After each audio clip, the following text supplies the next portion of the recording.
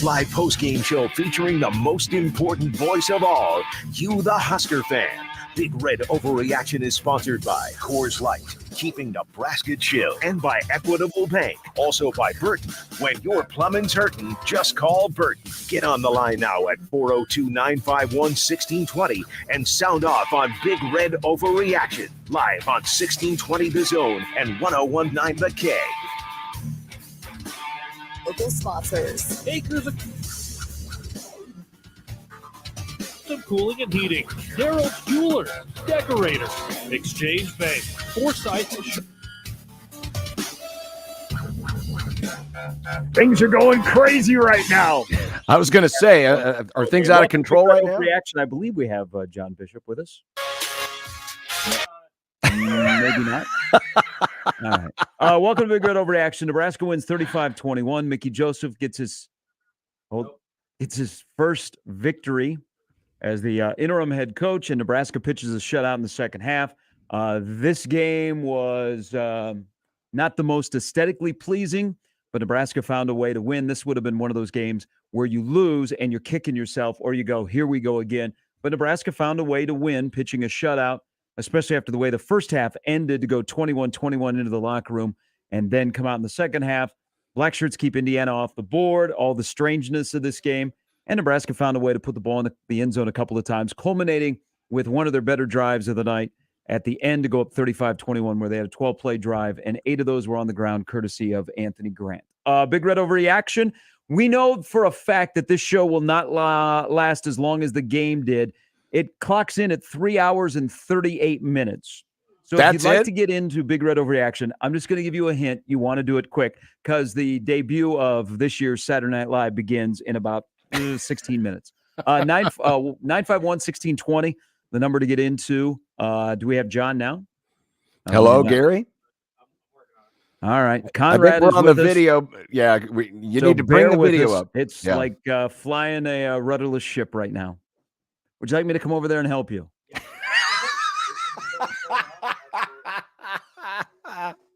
Here's what we'll do, Conrad. We're going to take a break. Well, the phones are ringing. We'll get to the phones. We'll get this taken care of. We got Conrad here. He's flying without a center. He's just running a wildcat formation. So I'm going to come over there. I'm going to help you. We're going to get John connected. We're going to do Big Red Overreaction. Nebraska wins 35-21. Of all of the nights, Conrad, for this to happen after Nebraska wins a football game for the first time in nearly a year, almost a full year, 364 days, they win a Big Ten game. And now they're in the tie for first place in the West Division, a 6-way tie. Everybody's 1-1 except for Wisconsin. That is 0-2. Quick break. We'll come back. We'll get into Big Red Overreaction. We'll go to Lincoln. I imagine, and it should be, the locker room would be very, very emotional. So we'll hear when Mickey Joseph speaks to the media after he wins his first game as the interim head coach at Nebraska. And Nebraska now on a short week. They go to Rutgers on Friday. If you want to get that way, you want to get greedy, Nebraska could wake up a week from the day and be alone in first place in the West Division. They win tonight 35-21. We're back with more of Big Red Overreaction after this. Right now with Burton AC Heating, Plumbing, and More, you can get a first safety check. You're bringing me up. I need to be brought up on the... In other words, as you turn on the heat and turn in 5 cans of food, you'll help support our community by feeding families in need. All donations go to benefit. For those of you watching on the video, you're probably getting one heck of an experience right now. Conrad, do you know where to bring me up on the board? Sunday morning is all about church, eggs, and the Sunday paper. But right next to church, it's made for hot takes and reactions. Severe Reactions. Michael Severe is back on 1620 The Zone with Severe Reaction. Sundays 8 to 10 and doesn't hold back on what went right and what went wrong on Saturday. He'll also take calls from the most important voice of all, yours. Severe Reaction. Sundays from 8 a.m. to 10 a.m. Powered by Equitable Bank. We take banking personally. Only on 1620 The Zone. That to-do list you have needs one more thing. Chill. It's an easy thing to do. Just crack open an ice-cold Coors Light and chill. Take the afternoon off and binge watch anything. Go to happy hour and stay for a couple hours. Who's counting anyways? Or hang out with just your dog because you've had enough human interaction this week. Whatever you do, do it with a Coors Light. Mountain Cold Refreshment made to chill. 2020 Coors Brewing Company, Golden, Colorado. Celebrate responsibly. Hi, this is Doug Nodgard with Equitable Bank. Great service never goes out of style. When the digital age dawned, many said computers would be able to handle many of the interactions that used to take a person. Boy, were they wrong. How many times have you called your bank and gotten a recording to press 1 or 2? Not at Equitable. Not only does Equitable answer your call in the first ring, it's answered by a human being. That's because Equitable Bank values its customers. Equitable Bank, we take banking personally. Member FDIC. It's Big Red Overreaction, brought to you by Equitable Bank. We take banking personally. Big Red Overreaction continues in 1 minute on 1620 The Zone and 1019 The K.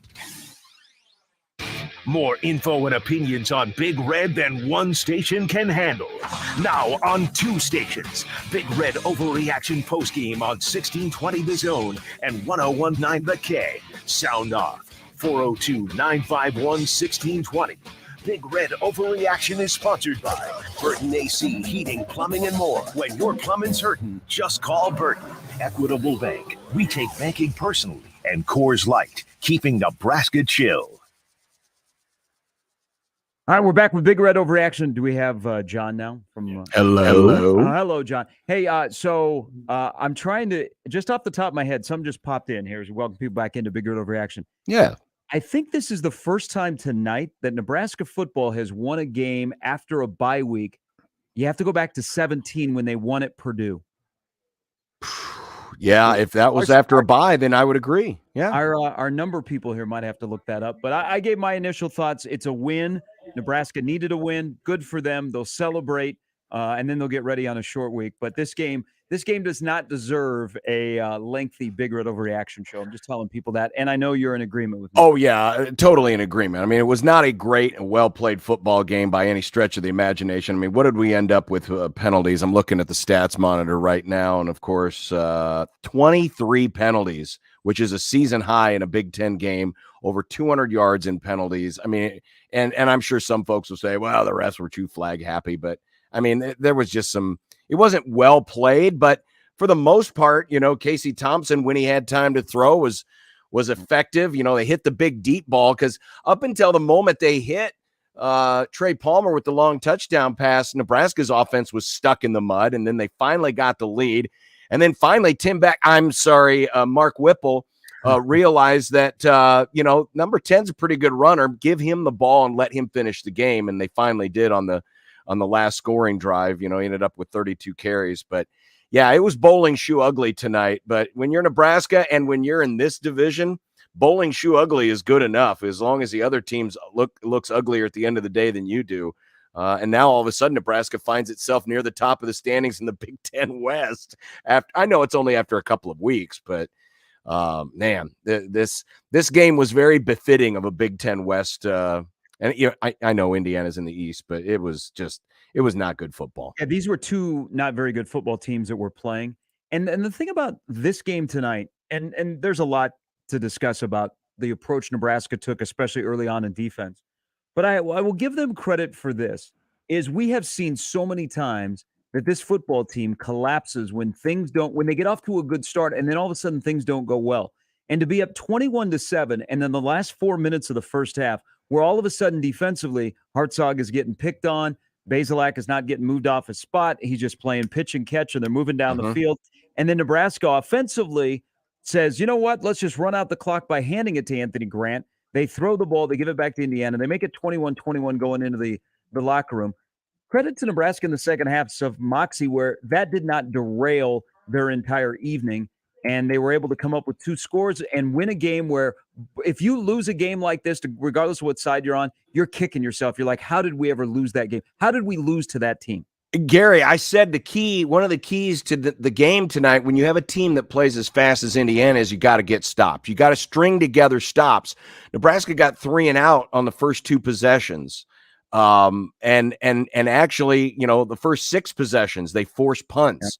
And then after, the start of the second half, it was after the interception, it was 5 more possessions that ended on punts. So, I mean, defensively tonight, it was as good as you could ask for. And I know Indiana's not a great offensive team. We worried and we fretted about, oh my gosh, they go so fast. But if you look at their play efficiency, their play efficiency is awful. Their passing yardage per attempt is below average. Their run yards per attempt is below average, especially if you take out the Idaho game. But, Nebraska has not been anything to write home about on defense, and they needed to come out and play well tonight. This was an offense they could shut down. They just needed to string together stops, and they did exactly that. Indiana goes a season low 67 plays tonight, only averages 4.3 yards per play, and more importantly, they did not let a bad Indiana run offense go off on them. There were a couple of times where maybe they, Henderson or Shivers got away a couple of times, but only 67 yards tonight. This is something you can build off of, most definitely. Now, are there better offenses out there? Absolutely. But they needed a performance like this tonight, and I think the defensive guys can finally put their heads on the pillows tonight and feel good about themselves for the first time in what seems like forever. Yeah, we're getting close. I believe Mickey is in the room, about to come up to the podium. We'll see if Conrad can bring this up. Defense gives up under 300 yards. Here we go. Here's Mickey Joseph in Lincoln. The mental right now is like, we can win the fourth quarter. We can win close games because they've been so close. They've been so close, and finally got to a Big Ten game and got to the fourth quarter, and they finished in the fourth quarter. You mentioned in the press conference earlier this week that you wanted to see a play from special teams, and the special teams was really solid tonight. So that block punt, how good did that feel? That was big. We talked about that all week, and it was executed, to the best we can execute it. Joey did a really good job of getting these kids ready. But we said we had a punt that we needed to block, and somebody had to make a play. And I thought, like you said, I thought they special teams played solid tonight. How important was the physical aspect to you tonight, and how do you feel that you guys performed in that area?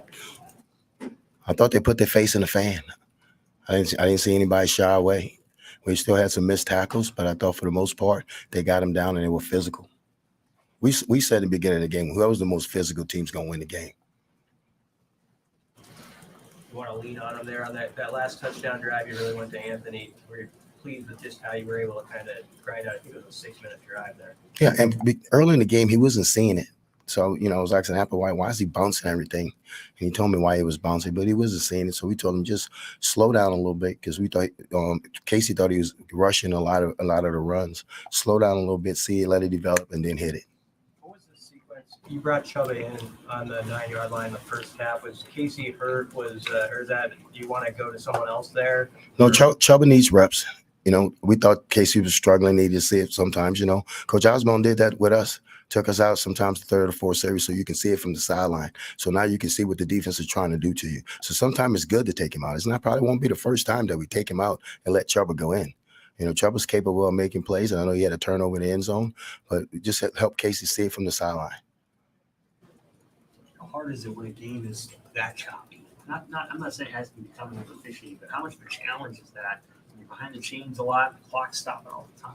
I got to do the better job with this team. I know we have officials at practice Tuesday and Wednesday, so I'm probably going to have the officials at practice Tuesday, Wednesday, Thursday. I got to do a better job. I got to do a better job of getting them to play under control. And I told them, I said, that the non-moving penalties irritates me.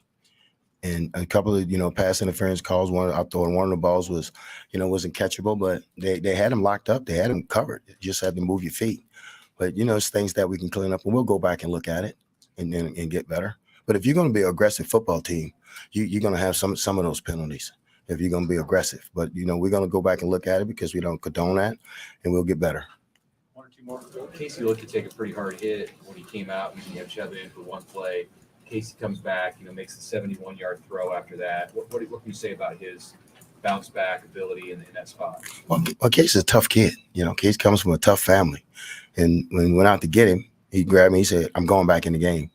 So, with me, I'm like, okay, go back in. Anything else for Coach? You got a short week here with the game Friday. What's the slate tomorrow like? And just you got to kind of jump back to it? It'll be the 24-hour rule. Then we got to get ready for Rutgers. How's that first one feel, man? Just 1-0 this week. You know how it goes. Just got to take one at a time. Like I said, I'm happy for the kids. I'm happy for the coaches. You know, as a head coach, you sit up here, but you got to give praise to the guys that's underneath you that put the work in. You know, I'm just leading them right now, but I'm happy for them because they put a lot of work in. They work hard. They're doing things extra when I'm asking them to do. So it's not, you know, it's a little different for them, but they're adapting to it and they understand and they see what I'm seeing.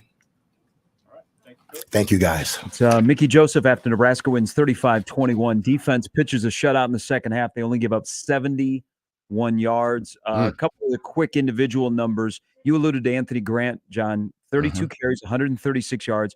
And Trey Palmer, once again, who is on pace now for 85 catches this season.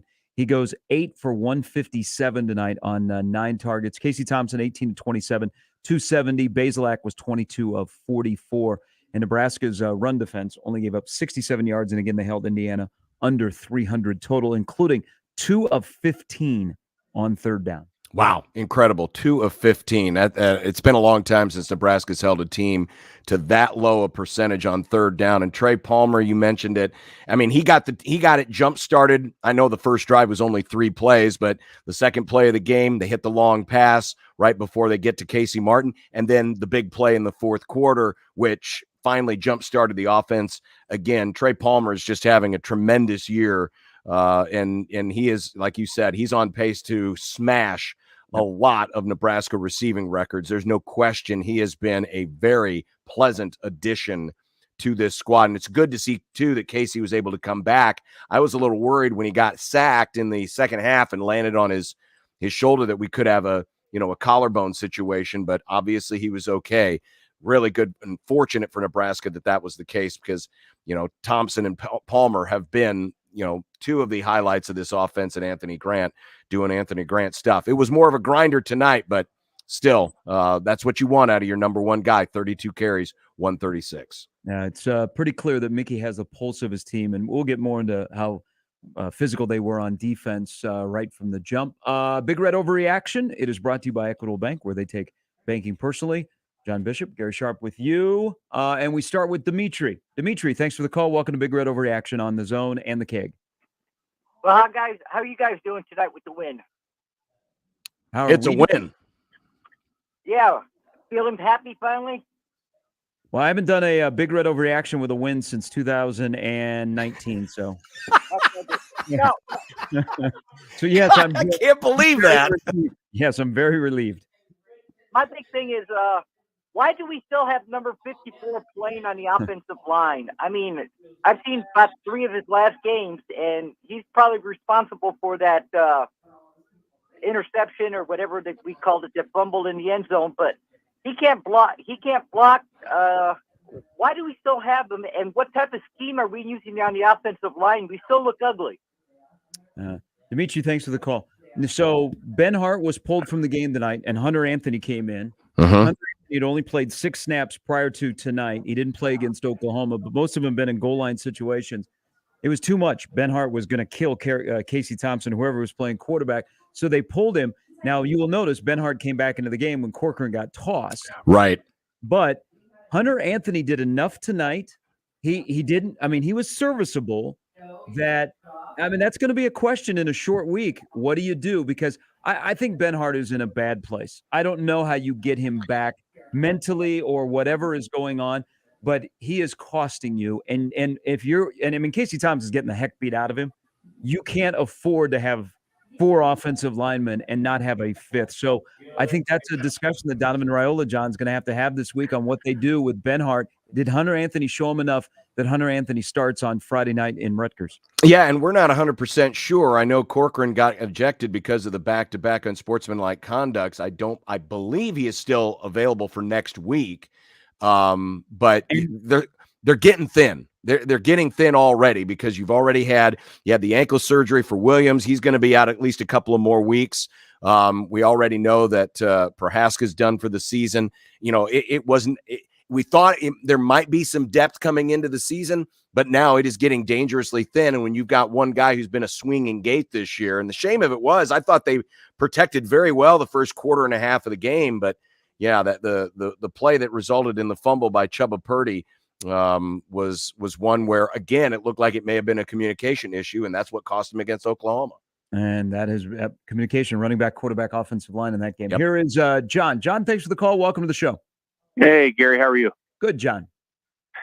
Hey, I know we like to talk about a lot of different things during the week, but if you didn't see the difference between the players with Mickey Joseph tonight, they had some fight. I mean, I know they're down, like you guys are talking about now. You know, they don't have all the players that we need, but boy, they had a lot of fight. John, I would agree. I mean, absolutely. Absolutely. You mentioned it. I mean, you get the turnover at midfield and then you immediately go for the throat. It's intercepted, but the defense gets a stop. They hold them down at that end of the field, and eventually the field position game comes to their favor. Yeah, there were moments in this game tonight where you could have said maybe a team under, Scott Frost folds and finds a way to lose. These guys found a way to make a play at the end, and then the defense kept their momentum going and won the game. There's no question. It was ugly, but they had fight, and at the end of the day, it's not about how pretty it looks when you win. You just got to get a number in the left-hand column. Well, and I think we've seen this, whether it be Tommy Hill or tonight, there's accountability. And guys understand that if you don't do your job, you're going to be sitting next to the coaches. I think the energy part is something that's pretty noticeable. Now, Nebraska was sloppy tonight, and some of those penalties, as bad as this crew was working the game, some of those penalties were on Nebraska. And they're going to have to clean them up, or maybe they won't be able to clean them up. But they played with more energy and more physicality tonight. And you can tell, like if Mickey Joseph stands up there 2 weeks ago, John, and tells you, hey, after Oklahoma, we're going to do this, this, and this, and then you don't see that tonight, you're like, okay, what are we doing? We've been here before.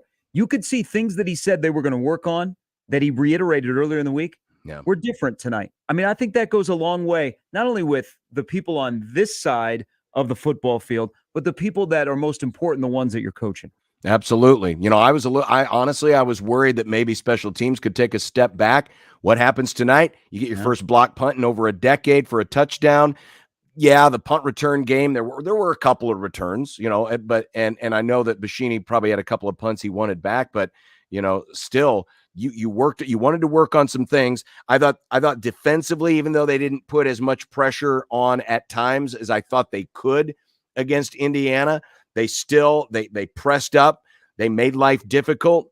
They made some difficult throws for Bazelak. I know Indiana may have dropped a few, but there were some contested balls tonight. This is one of the rare times in a while where it seemed like Nebraska had guys in the right place when the ball was being delivered. You didn't have guys running free. And they needed to win first and second down, and they more often than not won first and second down. This was a really good defensive performance, all things considered. How about this in the crazy train of college football? And what a wild day today. Georgia Tech and Nebraska with interim head coaches win. Yeah. Georgia Tech wins at Pittsburgh. Nebraska beats Indiana 35-21. Here is Vince. Vince, you're on with John and Gary on Big Red Overreaction. Hey, good evening, fellas. How are you? Thanks for taking my call. Hey, no, hold on here. Hold on. You call a Big Red Overreaction, and you're talking to two guys that were responsible for hiring you like 20 years ago, and that's all you say?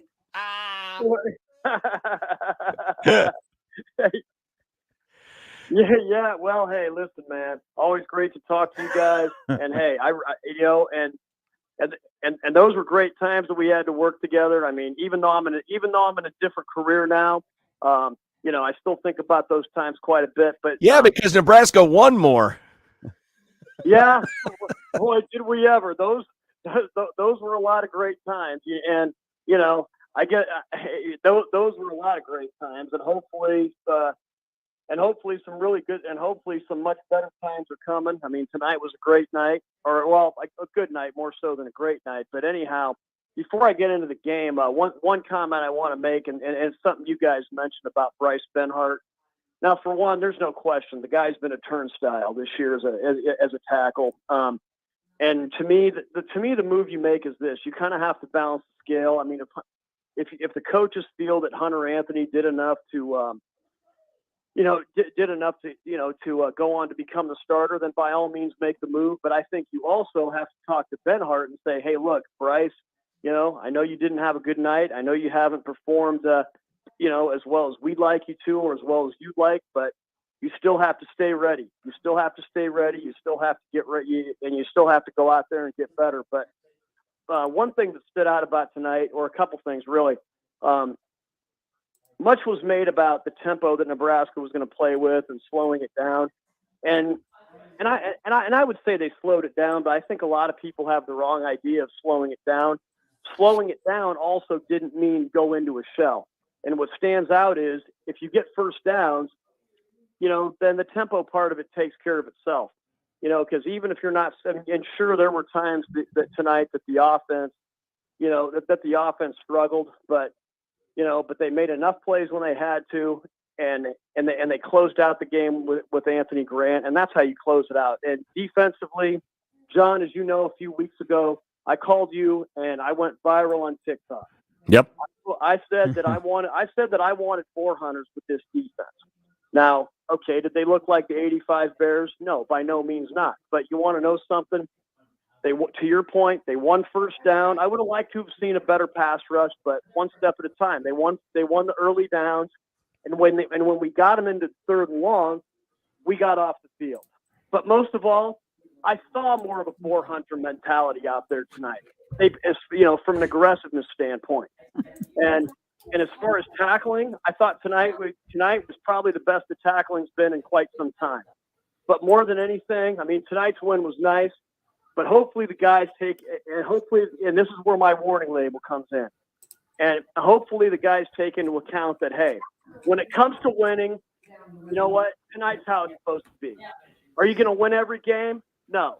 But when you play complementary football, you're going to win a lot more games than you're not. But you want to know something? It comes down to this. We got a short week. Are we happy? Yes. Satisfied? No. We go into Piscataway, New Jersey, and take on those mighty Rutgers Scarlet Knights. You have two things in mind.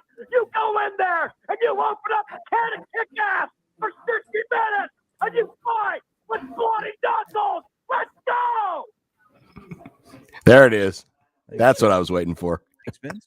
I hate to do this to Josh, but he's got to follow up Vince. All right, Josh, you better bring it. All right, I'll be real quick.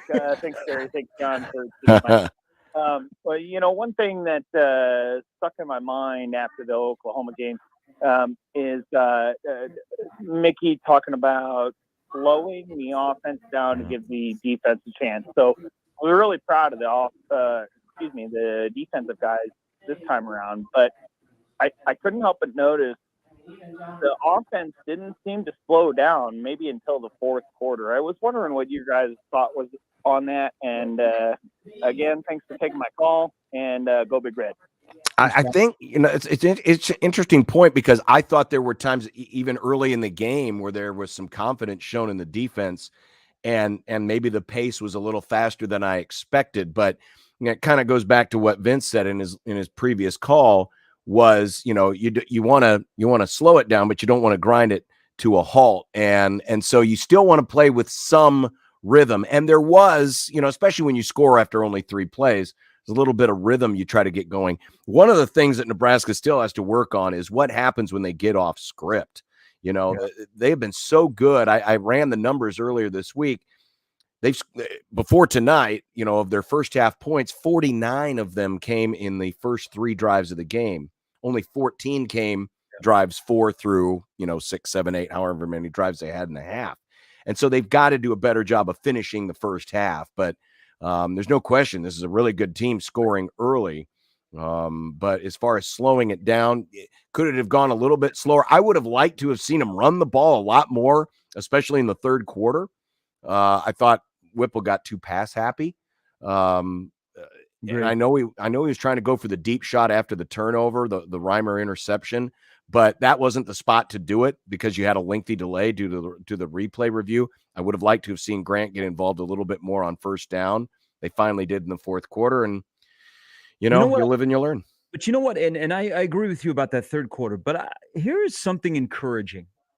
If you look at the fourth quarter tonight, so Nebraska scores both their touchdowns in the fourth quarter. They were 3 of 4 on third down. Indiana with trouble all night. Nebraska got off the field on third down. Indiana was 0 for 4. Nebraska out-yarded Indiana 140-5. The pace in the final drive to make it 35-21, I thought was fantastic. Yes. Nebraska held the ball in the fourth quarter 11 minutes and 6 seconds. I mean, when was the last time that you could honestly say Nebraska closed out a game in the fourth quarter? Usually they're up and something happens, they lose a one-score game. Tonight was one of those rare times where I thought, and again, they could have, they handed it off to Anthony Grant and they rode him at the end, but they closed out the game in the fourth quarter. They didn't give the ball back to Indiana when they were stopped. Yeah, after they hit the big play for the touchdown to give them the lead, and then the defense came back and got a 3-and-out, and Nebraska takes over at the 46, their own 46, and it's a 12-play, 54-yard drive, took 6 minutes off the clock. That's how you finish football games, and it's been a long time since we've seen Nebraska do that, especially in a conference setting. So, yeah, I was a little disappointed with the third quarter play calling, but, once you hit that big play, you get the lead, and then your defense, you talk about complimentary football, defense comes out, gets a 3-and-out, then you go to your bell cow and you finish off the game. And that helped make the game look a lot prettier than it probably was. Our colleague, Connor Happer, has done some research. Yep, tonight is the first night. It actually is the last time Mike Riley won a football game in Nebraska. Nebraska won in 2017, coming out of the bye. That's the 25-24 Tanner Lee game in West Lafayette. That's the last time prior to tonight that Nebraska football has won a game after a bye. And you could say this was the most abnormal bye of all because of two things. One, obviously the coaching change and a defensive coordinator change. And two, they only got 5 practices over the 2 weeks because of the playing the week 0. So it really wasn't a traditional mid-season bye, and yet Nebraska wins the game. So yeah, this is definitely a feather in the cap for whatever Mickey Joseph, Bill Bush, and the company did over those 2 weeks, because they didn't have a full complement of practices to institute a lot of what they probably would have wanted to do. Big Red Overreaction brought to you by Coors Light, keeping Nebraska chill. Let's get one more call because John's been holding, and then we'll take a break and open up some more lines. Good evening, John. Welcome to Big Red Overreaction with John and Gary. Hey, John, you got to turn down your radio. 1, 2, 3. John? He gone. He gone. All right. Trev Alberts, they are sharing now video of the locker room. Trev Alberts was in the locker room and handed the game ball to Mickey Joseph. As you might have noticed at the First end, career win.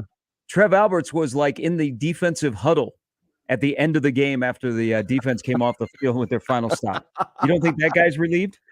He's very relieved right now. Very relieved. And that's a cool moment, because that is the first victory for Mickey Joseph, first victory for an African-American coach of any kind at the University of Nebraska. We're back with more Big Red Overreaction after this. Sunday morning is all about church, eggs, and the Sunday paper. But right next to church, it's made for hot takes and reactions. Severe Reactions. Michael Severe is back on 1620 The Zone with Severe Reaction. Sundays 8 to 10, and doesn't hold back on what went right and what went wrong on Saturday. He'll also take calls from the most important voice of all, yours. Severe Reaction. Sundays from 8 a.m. to 10 a.m. Powered by Equitable Bank. We take banking personally. Only on 1620 The Zone. Hi guys, it's Andrew with Brookside Medical Clinic. Is erectile dysfunction damaging your relationship? Are you sick of the pill and all the side effects? Well, welcome to the future. We have a major medical breakthrough. Brookside Medical Clinic uses the most advanced form of wave therapy. Backed by 60 clinical studies, our technology uses pressure waves to repair and open up blood vessels. We've helped countless men get rid of their ED. But what is the true end result? Their relationship, even their lives, improve drastically. If you're ready to regain your love life, call us right now, and not only will the assessment and ultrasound be free, we'll also give you a gift that produces immediate results in the bedroom. It almost never fails. This is worth $550, and it's free to callers right now.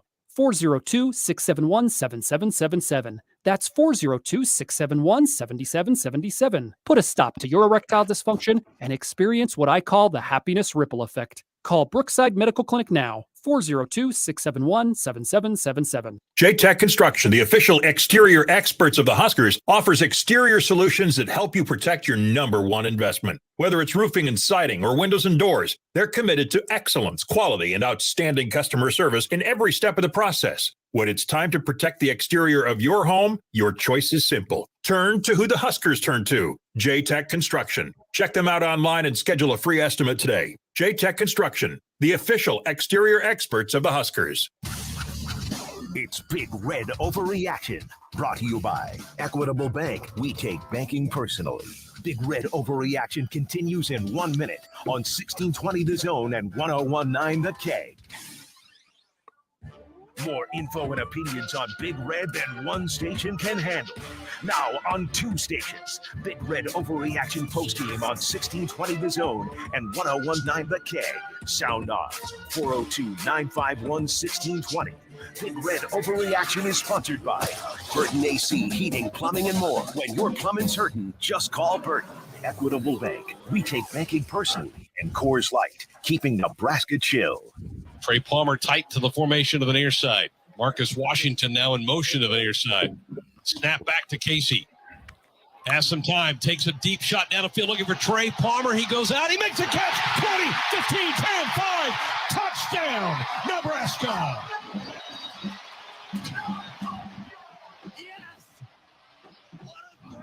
Casey Thompson. Trey Palmer.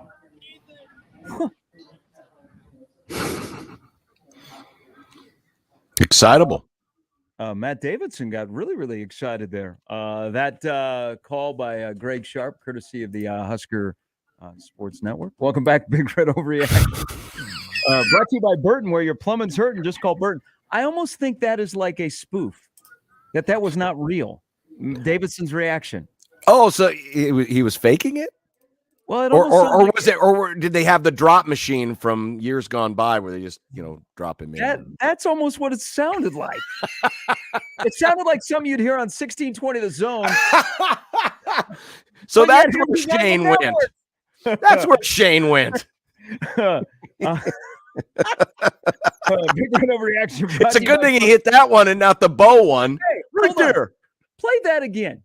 That sounds like something that we would do here on this radio station to describe the booth. Yeah, play it again. Trey Palmer tight to the formation of the near side. Marcus Washington now in motion to the near side. Snap back to Casey. Has some time. Takes a deep shot down the field looking for Trey Palmer. He goes out. He makes a catch. 20, 15, 10, 5. Touchdown, Nebraska. Yes. What a throw by Casey Thompson. Trey Palmer ran underneath it. Untouched. Greg was just fumbling around. He was looking for the button. Where's the yes button? Where's it at? Big Red Overreaction brought to you by Burton. When your plumbing's hurting, just call Burton. Also, Equitable Bank. We take banking personally. And Coors Light, keeping Nebraska chill. There's John Bishop. I'm Gary Sharp. Conrad is here as well. Back to the phones we go. And Don. Hello, Don. Hey, G, how you do? Don Juan. Hey, Don. Sure. I'm good, John. How you do, bro? Very good. Man, I was smiling on that. You know what I'm saying? And I'm just saying, and hearing you guys laugh, it's good to enjoy Nebraska football again. Thank you, Mickey Joseph. Historic night, bro. Homecoming, you know what I mean? Short week coming up, so you got to, stay ready so you ain't got to get ready, bro. Well, and you know what? I thought Don Juan, you know how Mickey is pretty grounded. Okay. Mickey immediately said it was the coaches and the players that did it. And they're showing video of him in the locker room and he got the game ball from his boss. And you can tell that he's emotional about this, but he'll keep his emotions behind, closed doors, away from the public, because he said all the right things about it's a win. Guys get to enjoy it and you should enjoy it. But yeah, we got to turn around and play on Friday. I think the way his emotions, and he doesn't ride a roller coaster, is so ideal for this football program at this time with what those guys have gone through since they came back to open up camp in August. I mean, you waxing poetic, man. I couldn't sit back. I just had to sit back and let you flow, bro. Hey. It just feel good though, almost, not a complete fresh start, you know what I mean? But it could be a revival of Nebraska football. You know what I mean? We get to be optimistic and dream of a second win and maybe a third. And that's what I just wanted to say is, we got to keep on going and get at least 5 more, right? Yeah, I mean, they're still in play to go to a bowl game. Yeah, it is. I mean, the way this division looks, it ain't pretty right now. Okay, yeah. But what I'm trying to ask is this, though, right? Is how many wins does he have to get before they stop saying, well, this coach and that coach and the other coach? You know what I mean? Ask me in November. The improvement from, the other game to this game, to the next game, to the next game, Yeah. So all I'm saying, man, is if we're going to try to build and we're going to try to build the right way, when we got somebody giving us the right way, even though, there's still things that they need to work on. But it's been a long time coming, man. I just appreciate y'all, man. And thank you for AA because it ain't been easy. You guys been saying that we was going to be winning and we wasn't winning and y'all had to come and face the music. And y'all did that, man. So, I appreciate that. So y'all get to enjoy this one. As long as, Husker Nation get to enjoy it. I just want to say thank you again and have a good night, bro. Hey, thanks, Don. You don't have to hire a football coach on October 1. And every game is not a referendum on Mickey Joseph. Yeah, that's the thing. I mean, and, people are doing this, if Matt Campbell loses, well, he's not in, or Aranda loses. And listen, ask me in November. Ask me on Thanksgiving, about Mickey Joseph. Let the man do his job. And, and just let's let him build this interview. I mean, we're still in that process where, he's reaching across the table and shaking hands with the guy who's doing the interview. That's where he's at in his interview process. It's very early. Let's see what he does. Let's give him time. And tonight they showed something that the program hasn't shown for a while, and that is the ability to win a game and close out a game. And that's amongst all the challenges that they still have, that all of a sudden didn't disappear. But for one night, they found a way to win a football game when this would have been a night where if Nebraska lost this game, we would be talking on this show and we'd saying, yeah, that makes sense because Nebraska loses games like that. Where the game is ugly and sloppy and they keep shooting themselves in the foot. And all of a sudden the opposition finds a way to score a late touchdown. And you go, how'd that? Oh, that's just Nebraska. Well, tonight they didn't Nebraska themselves. No, they didn't. I mean, they've lost to inferior teams. And make no mistake, Indiana, in my opinion, is an inferior team to this Nebraska team. But Nebraska's lost these games before. They didn't lose it tonight. And we mentioned the 12-play, 54-yard drive. That's what you look for. In this conference, you got to finish. Nebraska finished tonight. And then on defense, only 11 plays run in the entire fourth quarter by Indiana. That's wild. That unless they're hitting big plays, which they weren't, that's good. And I think it was complimentary football, especially in the fourth quarter. Well, and here's another one thing, and then we'll get through a litany of calls here. You had tonight, I think as the season is unfolding, you're 5 games in, and you're now 2-3, and you're 1-1 in the conference, and you're 6-way tie for first. is there's the Anthony Grants and there's the Trey Palmers that have shown up, but what has really, at least for the most part, carried this team and given them a chance is the field position that's created by Brian Buschini. Mm-hmm. He had the one bad punt late, but look at how many times in the second half Indiana is getting the ball at the 1, they're getting the ball at the 2-yard line. I mean, his ability to flip the field, so to speak, and on a night where you also had on special teams, Nebraska blocks a punt and they return it for a score, and then on the ensuing opportunity for the special teams to make a play, Trey Palmer goes 22, gives you great field position, and what do? You end up going up 21-7 on Yant's touchdown.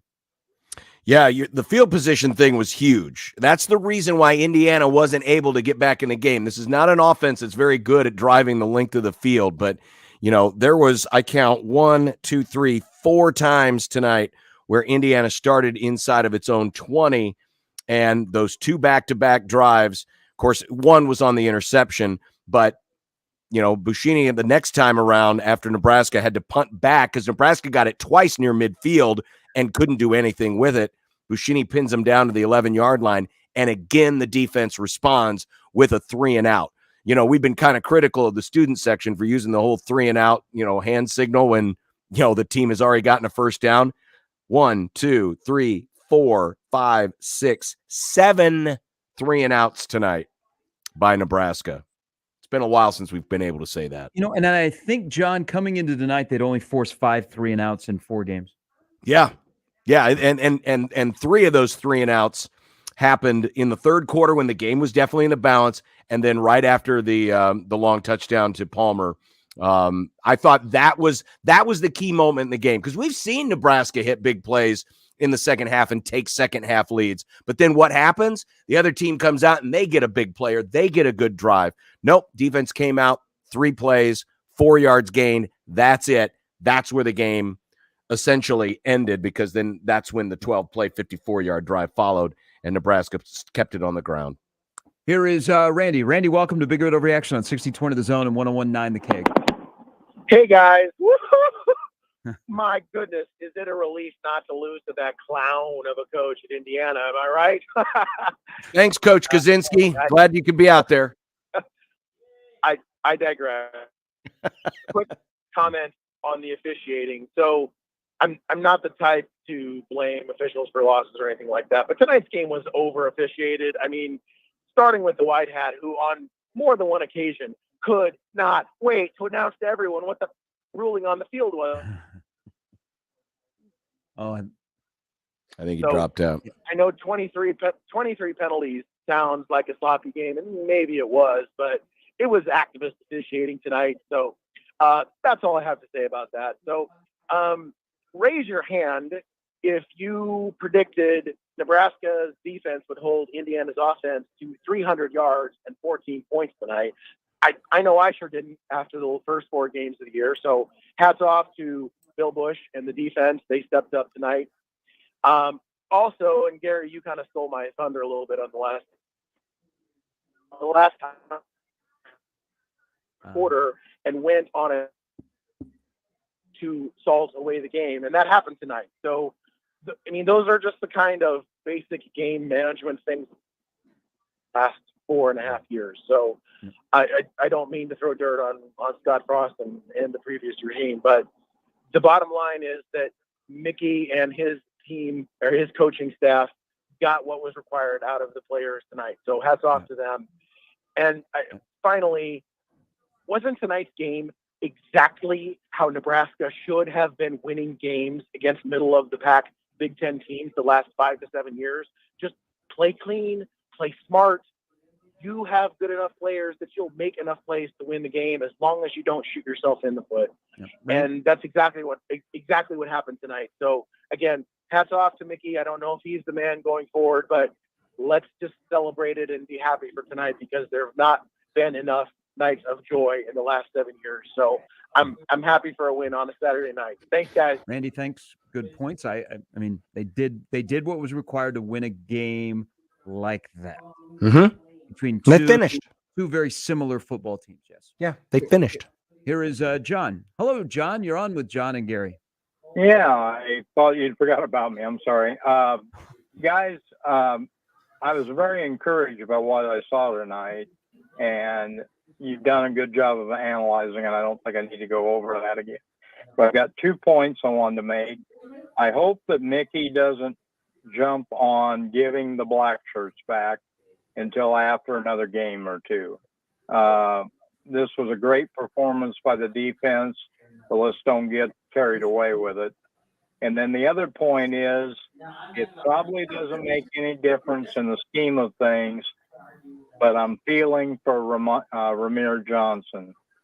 I think that he was lied to, and I know that Mickey didn't lie to him, but what's happened to him? Thanks. So, all right, John. So I'll address the black shirt if you want to address the Ramir one, John. Sure. Mickey is somebody who does not overreact to one thing, either for the positive or the negative. So that will not be a discussion at all if they're going to return black shirts. And if there's ever a point during the season where this defense makes strides, I don't think they'll make a big deal about it if they do return the black shirts. But Mickey doesn't overreact either for the good or the bad. He's pretty steady Eddie. And, that's something that has to be earned back. And I think with the Ramir case, and there was an early telling sign during fall camp when I think it was Bush.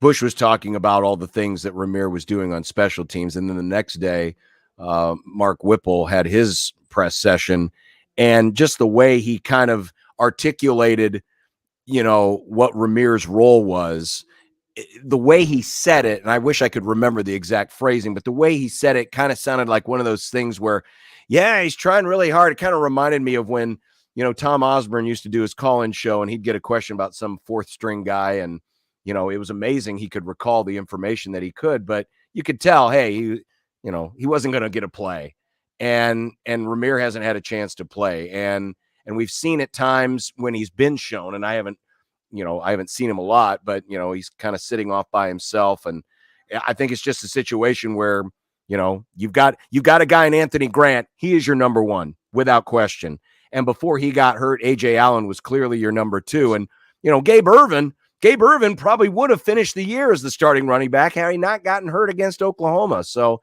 I think Ramir's just in a spot where, he's going to be asked to do things on special teams, and that's going to be the limit of it. And I think he's probably fallen back a little bit more because he did not play tonight. He was in a uniform and shorts sitting, on the sidelines. So I think there's also the part, and I don't want to say, and this might come off as kind of odd, he's a Scott Frost guy, but Scott feels very loyal to Ramir.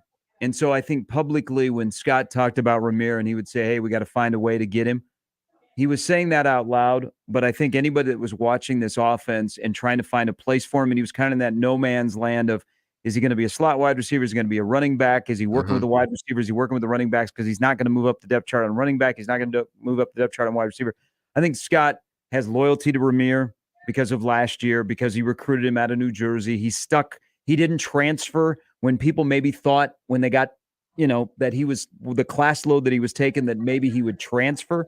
So I think that was more Scott trying to talk into existence more Ramir. Sure. When in reality, he's there's not a place for him. And, kudos to what he did last year when they needed a guy. But this year, A.J. Allen's emergence, there was no way that Ramir Johnson was going to be the number 2 running back. No, there wasn't. And it's not easy to have to move over and start to do, slot receiver stuff when you've been a running back your entire career. Those are difficult things. And, now Scott Frost isn't around anymore. This is Mark Whipple's offense. And also keep in mind, you got a new running backs coach who was not around here last year. The guys who are playing for a reason. And the guys who aren't playing for a reason. And, sometimes you get lost in the shuffle, especially when you have a deep transition like this program went through in the last, 12 months. Now, here is Alex. Alex, thanks for holding. Welcome to Big Red Overreaction. Hi, thanks for having me on. I appreciate it a lot. So first of all, I think this win means a lot more than people are thinking. I think this really could be a defining game for Mickey Joseph. I think he really used his talent really well. Palmer got open. They put him in space a lot. I like how they're playing a lot more man coverage, using Grant at the end of the game to steal the game. And I think maybe if he wins 1 or 2 more games in the Big Ten important games early on, I think it wouldn't be a bad idea to start thinking about a long-term solution for Mickey, because he is a great recruiter, and that will be big if we sign him big. And I'm not really a big fan of all the coaches there are out there right now. I'm not sold on Matt Campbell or I don't want Urban Meyer. I don't want any of that drama. But I think if you give him an extension, I think it would be big for recruiting. Who knows, down the line, maybe we get Vance Joseph here. I don't know if that would ever be possible, but I really like. So Alex, you, when you say long-term commitment, you're going straight to Mickey having interim taken off his title right now. Yes, correct. Yeah, okay. I think it would be big for recruiting because he's already been shown he's a good recruiter, and I think that would be huge because if we don't pick a coach soon, that's going to really hurt our recruiting. No, it's not. I mean, come on. It's not going to hurt anything. Alex, most coaches don't get hired until after Thanksgiving anyway. So let's be patient. Ask me in November about Mickey. Let's let this play out. Let him enjoy tonight's win. Yeah. And then so I mean, there's a lot of tests here. You take over on a Sunday and you got to play Oklahoma and you don't have a full weaponry against Oklahoma. Phew. Then you wake up on Sunday morning after Oklahoma and you go, okay, we got to go back to work. It's a bye week. What am I doing during a bye week? And then you get a full week of game prep. I mean, you saw the result tonight. There were subtle changes. There was more energy. There were more physicality. Now here's the next test along the line of not only for this football program, but for a guy that is managing the program right now. They've got a short week. Yep, and it's 5 days. And it's rare that they're going to prepare for a game off a win, off a conference win. They haven't done that in a year. So how do you take guys in the 24-hour rule when they come back on a short week where adjust your practice schedule a little bit and say, okay, now you got to dial right back in because we got to get on a plane and go to the East Coast and play a team that we don't normally play on a Friday night, which is going to be odd to all of you. How do they handle this upcoming week? Because they handled last week really, really well. The result was a victory. How do they handle Friday? In terms of long-term commitment to Mickey, I keep saying, you said this, John, you're not hiring a coach on October 1.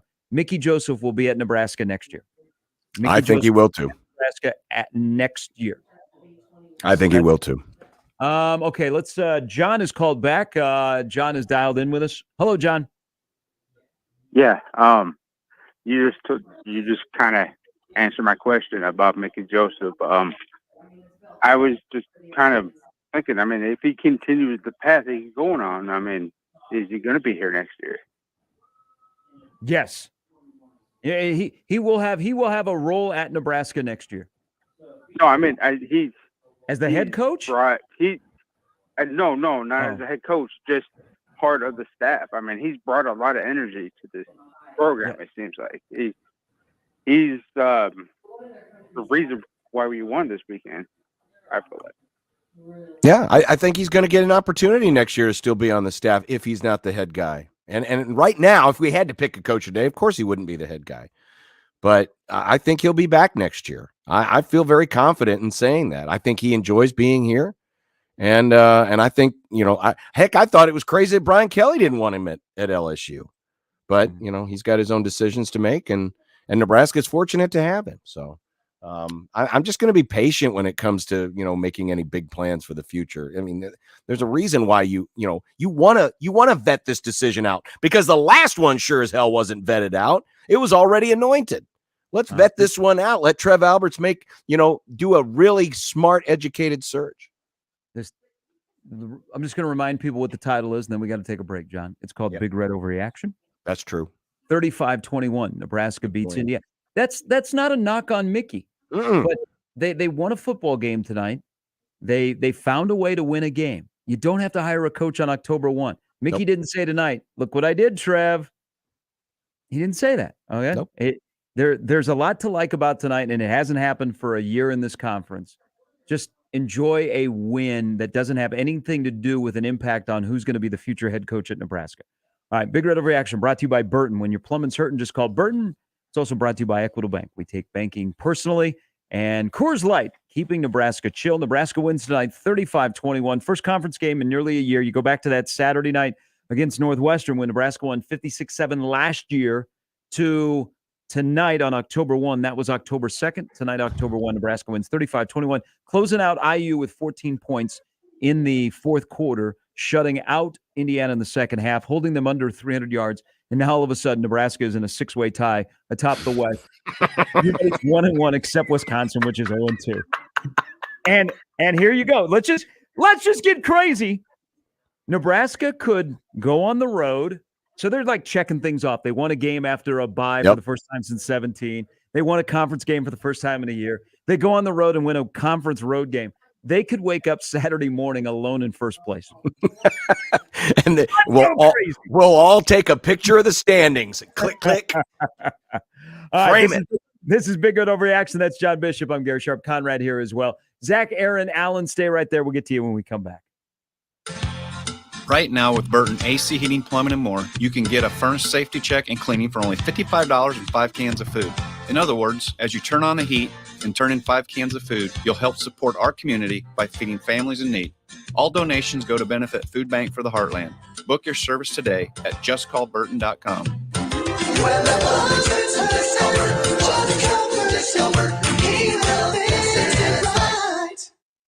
Sunday morning is all about church, eggs, and the Sunday paper. But right next to church, it's made for hot takes and reactions. Severe Reactions.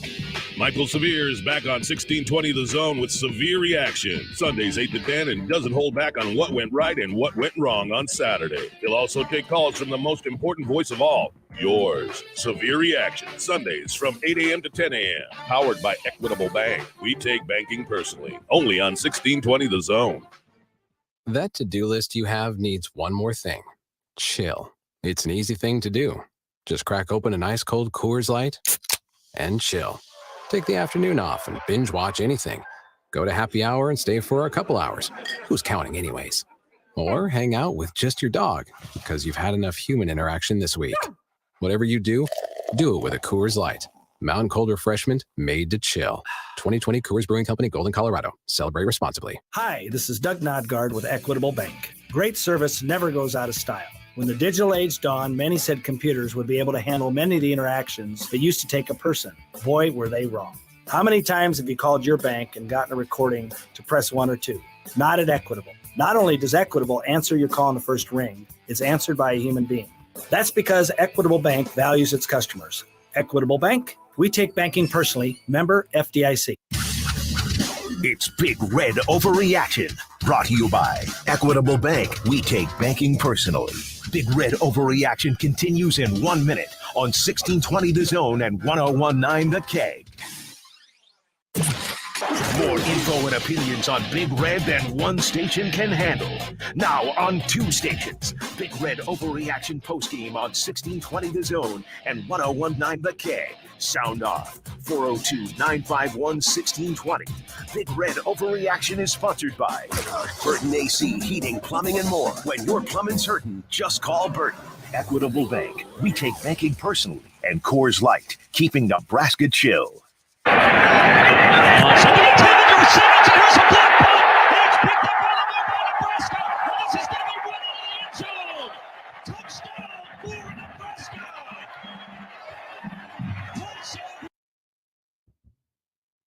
That was supposed to be the block punt.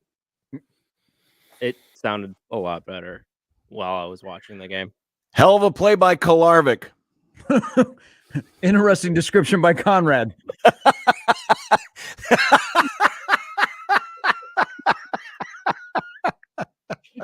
And hey, and how about the fact that Malcolm Hartzog gets some game action? And I think didn't he have a pass deflection right before that?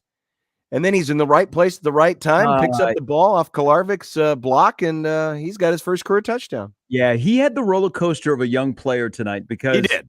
He started to get picked on by Indiana the last 2 drives of that first half. But you know what? That's how you learn and you get better is you go through the roller coaster of your first extensive playing time. I thought that was encouraging. I didn't like Tommy Hill against Oklahoma. I didn't like his reaction when he got pulled out of the game. He sat by himself on the sidelines, almost that he was pouting. Good on this coaching staff to do 2 things. 1, Hartzog starts, and they didn't completely throw Tommy Hill away. He came out and played special teams, and I thought he was pretty good on special teams for him instead of pouting that he didn't have his regular spot. Yeah. Yeah, 2 plays before that, Hartzog had his pass breakup, and then he blocked the punt. But like I said, while Indiana was without their number 1 receiver, Cam Camper, they're not particularly athletic, but Nebraska needed to stay on those guys. That they did. They challenged a lot of passes. There were some balls that looked like may have been dropped, but actually they were challenged, I thought, pretty well by Nebraska tonight. They did what they needed to do against this team, winning first and second down, challenging balls, especially the short cutting routes. It was a well executed defensive game plan for the most part tonight. Yeah, that was a major loss announced right before the game that Indiana was out. one of the top wide receivers because their two wide receivers just couldn't do much. Here is Aaron. Aaron, thanks for the call. Welcome to Big Red Overreaction. Hey, thanks, guys. I've heard multiple times about Urban Meyer, all these other coaches that might come in, David Campbell, whatever. What you saw tonight is organic, and I guess that's the biggest thing I've noticed. It's just this is something that is fresh, it's unique, it's organic, that won't come from Twitter or anything else. It's something that's just real in there. I mean, you have the AD in the locker room that's literally chanting with the boys, and that's something I don't think you're going to get anywhere else. And it's one game. I'm not trying to get overhyped, but it's something, and I think that's something to build off of. And I'm a Mickey guy. Tonight proved it's one win, and it sounds ridiculous, but Mickey seems like the guy after tonight. I don't know if I'm getting overhyped. Patience, grasshopper. You know, Aaron, you know what he is? He's the guy for the University of Nebraska. And, right. And whatever role, I'm not saying head coach. He feels something about this university and what it means to him and how he wants to get this back to where it is, that he will do anything possible. And I think people that are around him feed off of that because they know how much passion he has for Nebraska. And you got to remember, he has a special relationship with the athletic director. Him and Trev go way back.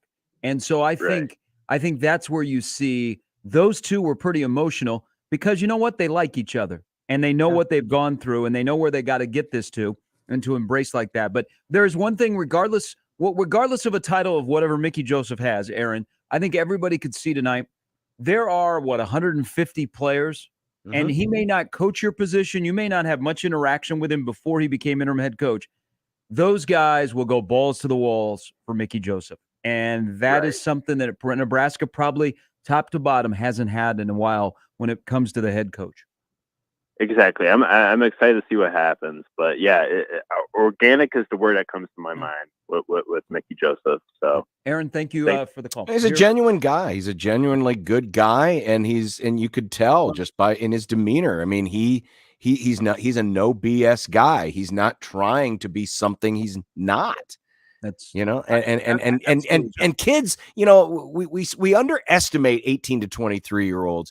They can see through BS. They can see through a sales pitch. They can see through, someone who's trying to, give them the slip.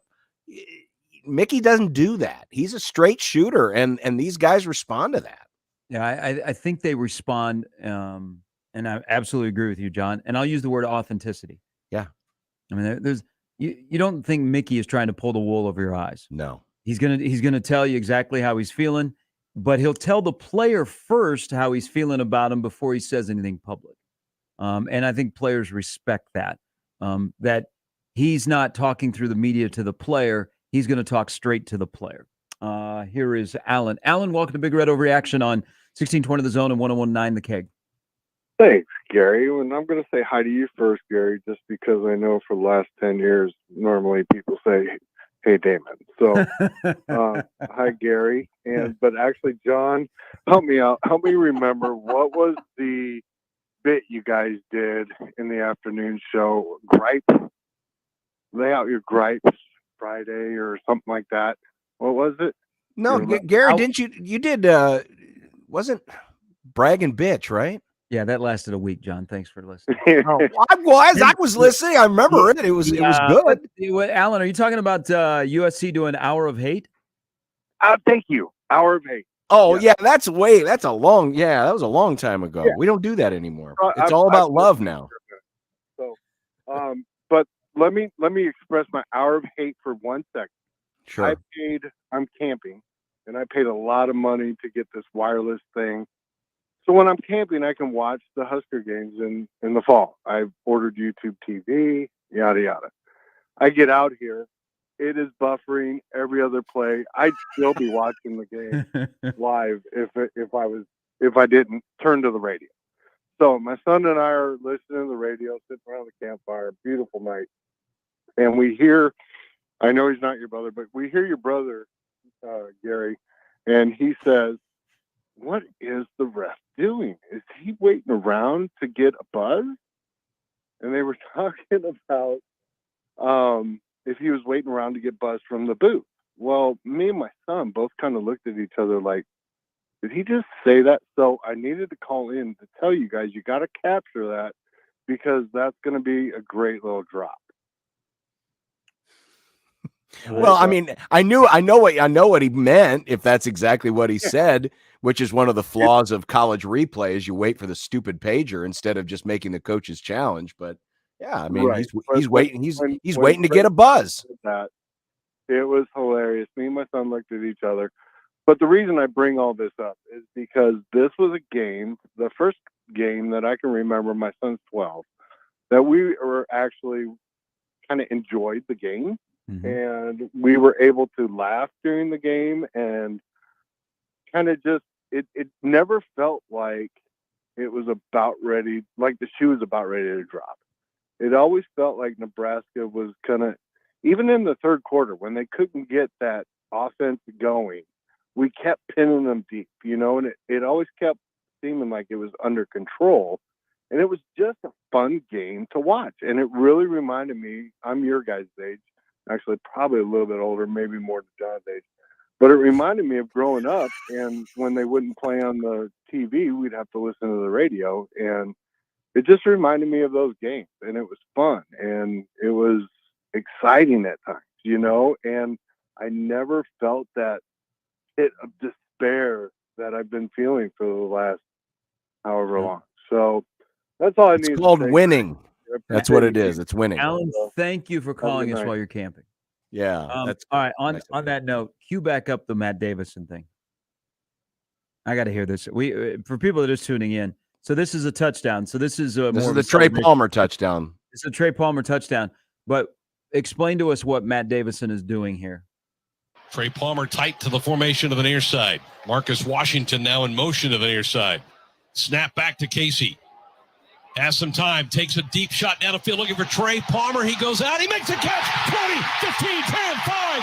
Touchdown, Nebraska. Yes! What a throw by Casey Thompson. Trey Palmer ran underneath it. Untouched.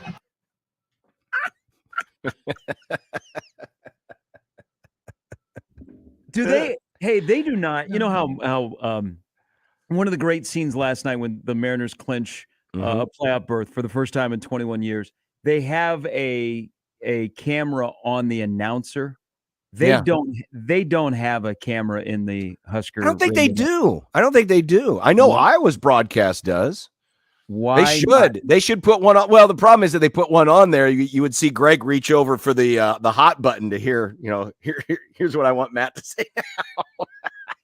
Here is Zach. Zach, welcome to Big Red Overreaction. Thanks for having me on, fellas. Don't look now, but we're 1-1 in the Big Ten.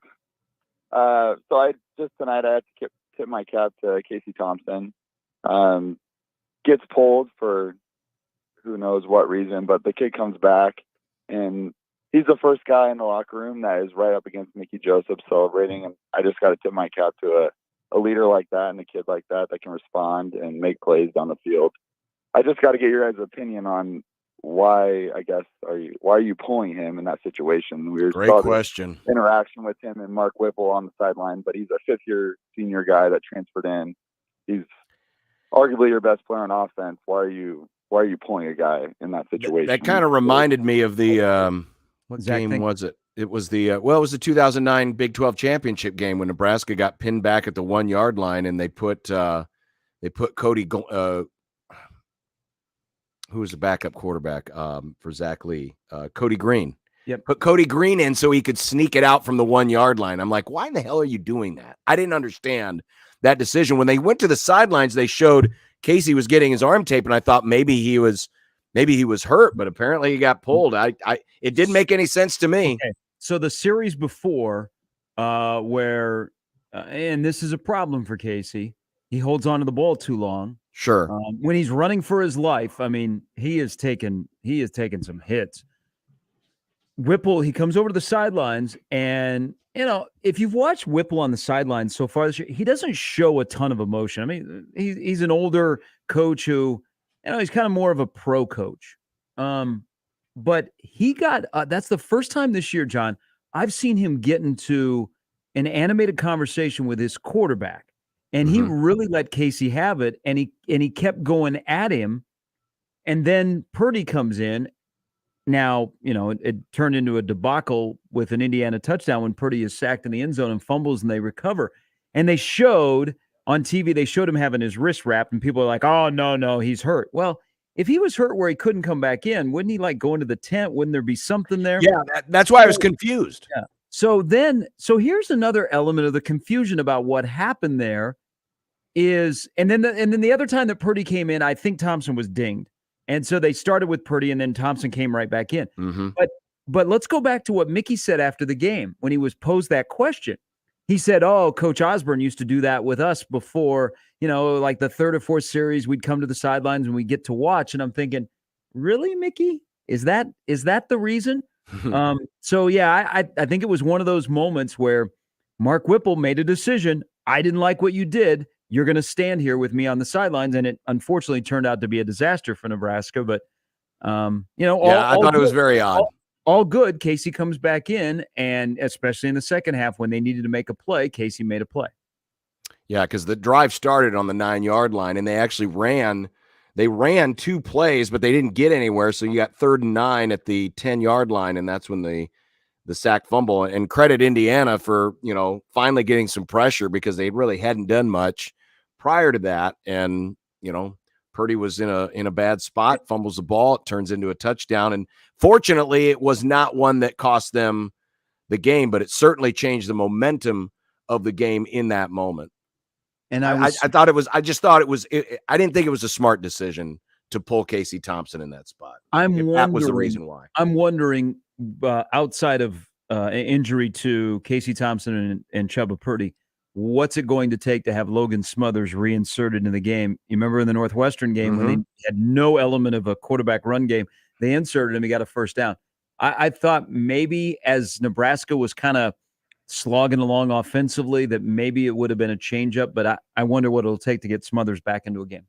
Well, if you recall, when Purdy came in the second time, the play he ran was an option. Yeah. And which he's not. Yeah, and that's not him. So it was very confusing, and I'll be curious to hear from Whipple. I think he'll speak on Wednesday if there's a follow-up to that, because that sequence was odd to me. Here is Bob. Bob, welcome to Big Red Overreaction. Thanks for the call.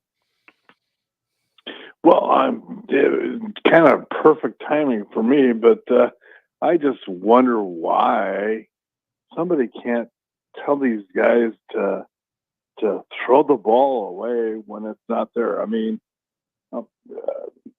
Thompson just hangs onto the ball ever. It's like, throw the ball away, Well, he did a couple of times. Unfortunately, there was no one in the area, and they called it grounding. 19, it's like, oh my God, and then, Chubba comes in there, it's like, oh my God.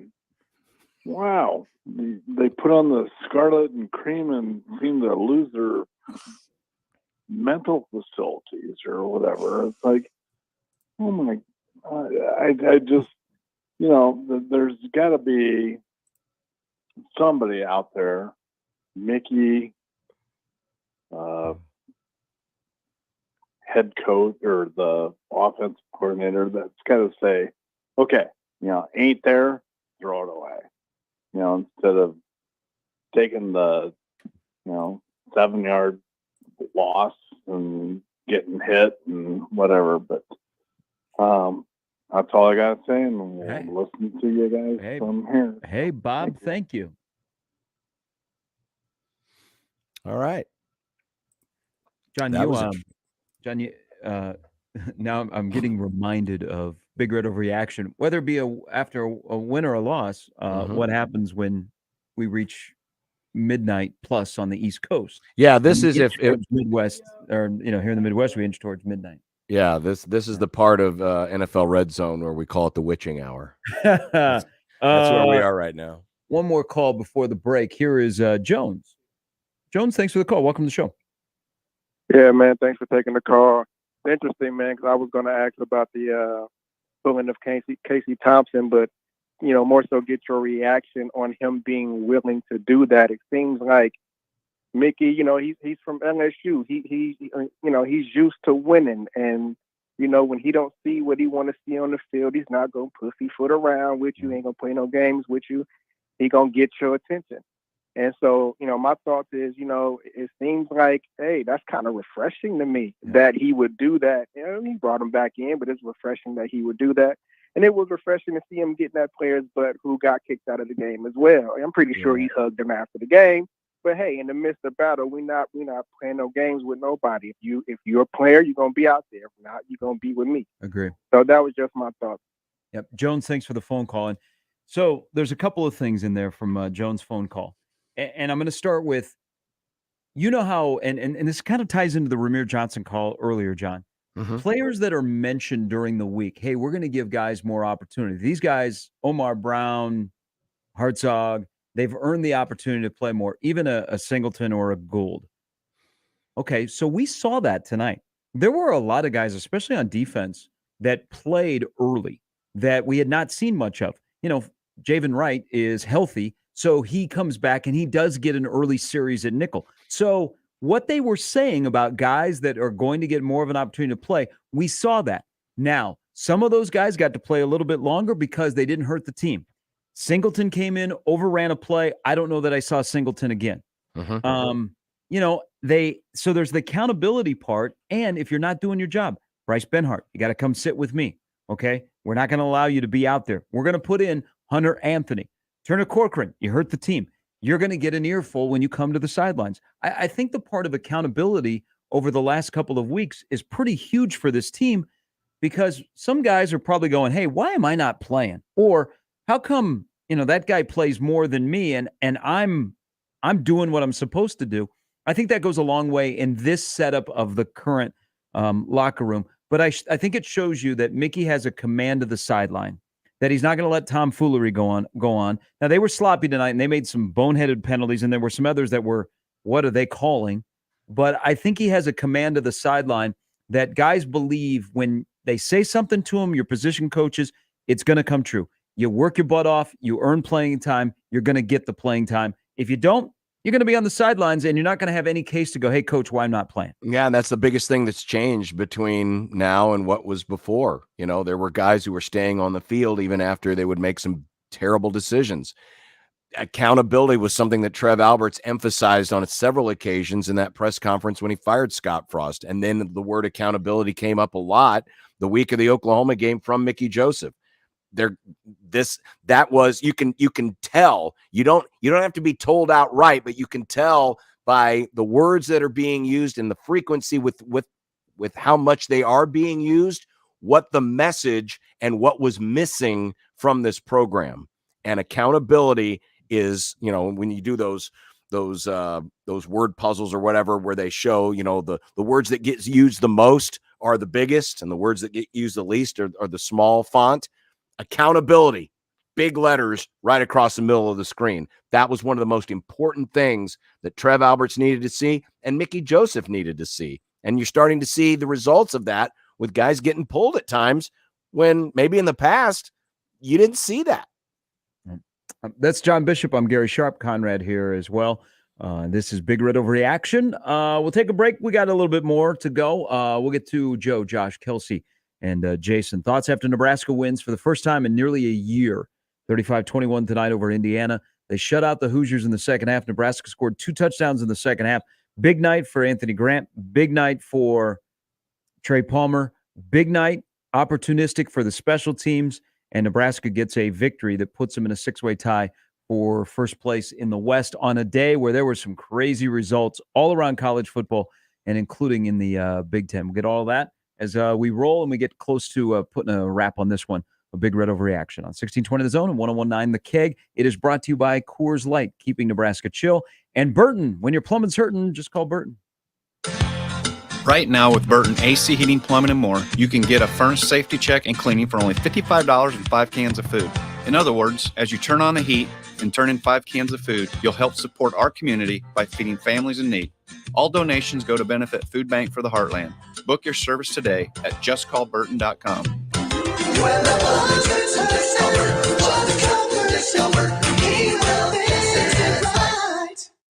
That to-do list you have needs one more thing. Chill. It's an easy thing to do.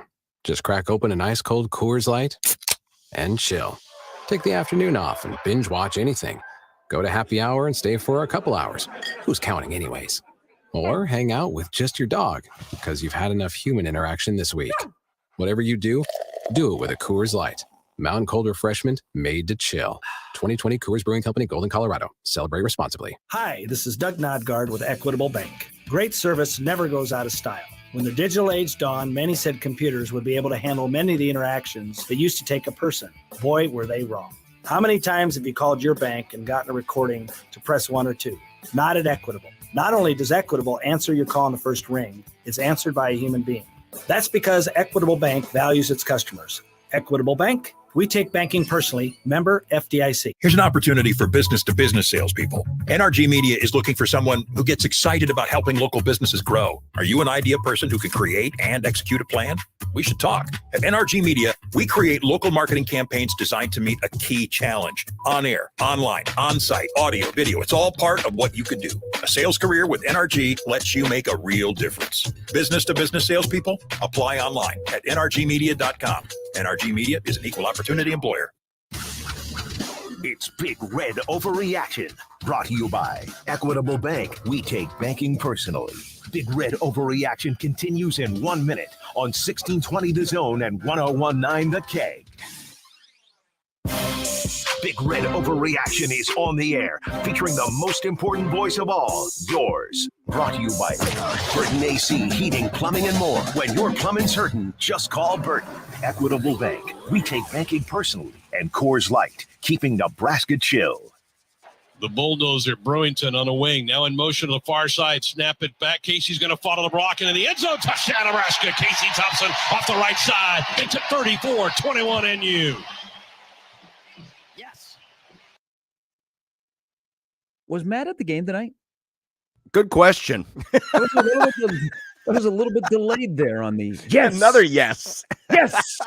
He did like 7 different versions. A really excited one, more of a low key one, a medium range one. By the way, Gary, you mentioned something earlier. It's a good day for interim coaches because Georgia Tech got the upset over Pitt. Brent Key is their interim coach. Don't look now. Arizona State is only down 4 halfway through the third quarter, and they just got an interception in the end zone. So maybe there's something in the air tonight with interim coaches. USC, by the way, is slated to play Washington State, which could be a huge game next week if they don't stumble here. USC has played every game this year. They've not played in the daylight. That's a little nugget for you 5 weeks into the season. Joel, into the J-Tech Construction Zone Twitter feed. I wonder if Casey will carry around a lifetime seething resentment for Nebraska football for getting benched for a series like his former coach. The mayor chiming in close to midnight. Big Red Overreaction is brought to you by Coors Light, keeping Nebraska chill, and brought to you by Burton. When your plumbing's hurting, just call Burton. Here is Joe. Joe, welcome to the show. Hey, thanks for having me. How you guys doing? Good, Joe. Hey, couple things. I didn't really look at it. I was at the game, and what an atmosphere for a team that hasn't won a game in almost a year. And we have not looked good either, at times, to where the Husker support, the atmosphere, the weather. I mean, it's unbelievable that, we still get that kind of vibe going for a team that hasn't won very many games. But anyway, I didn't look at the Casey Thompson as a benching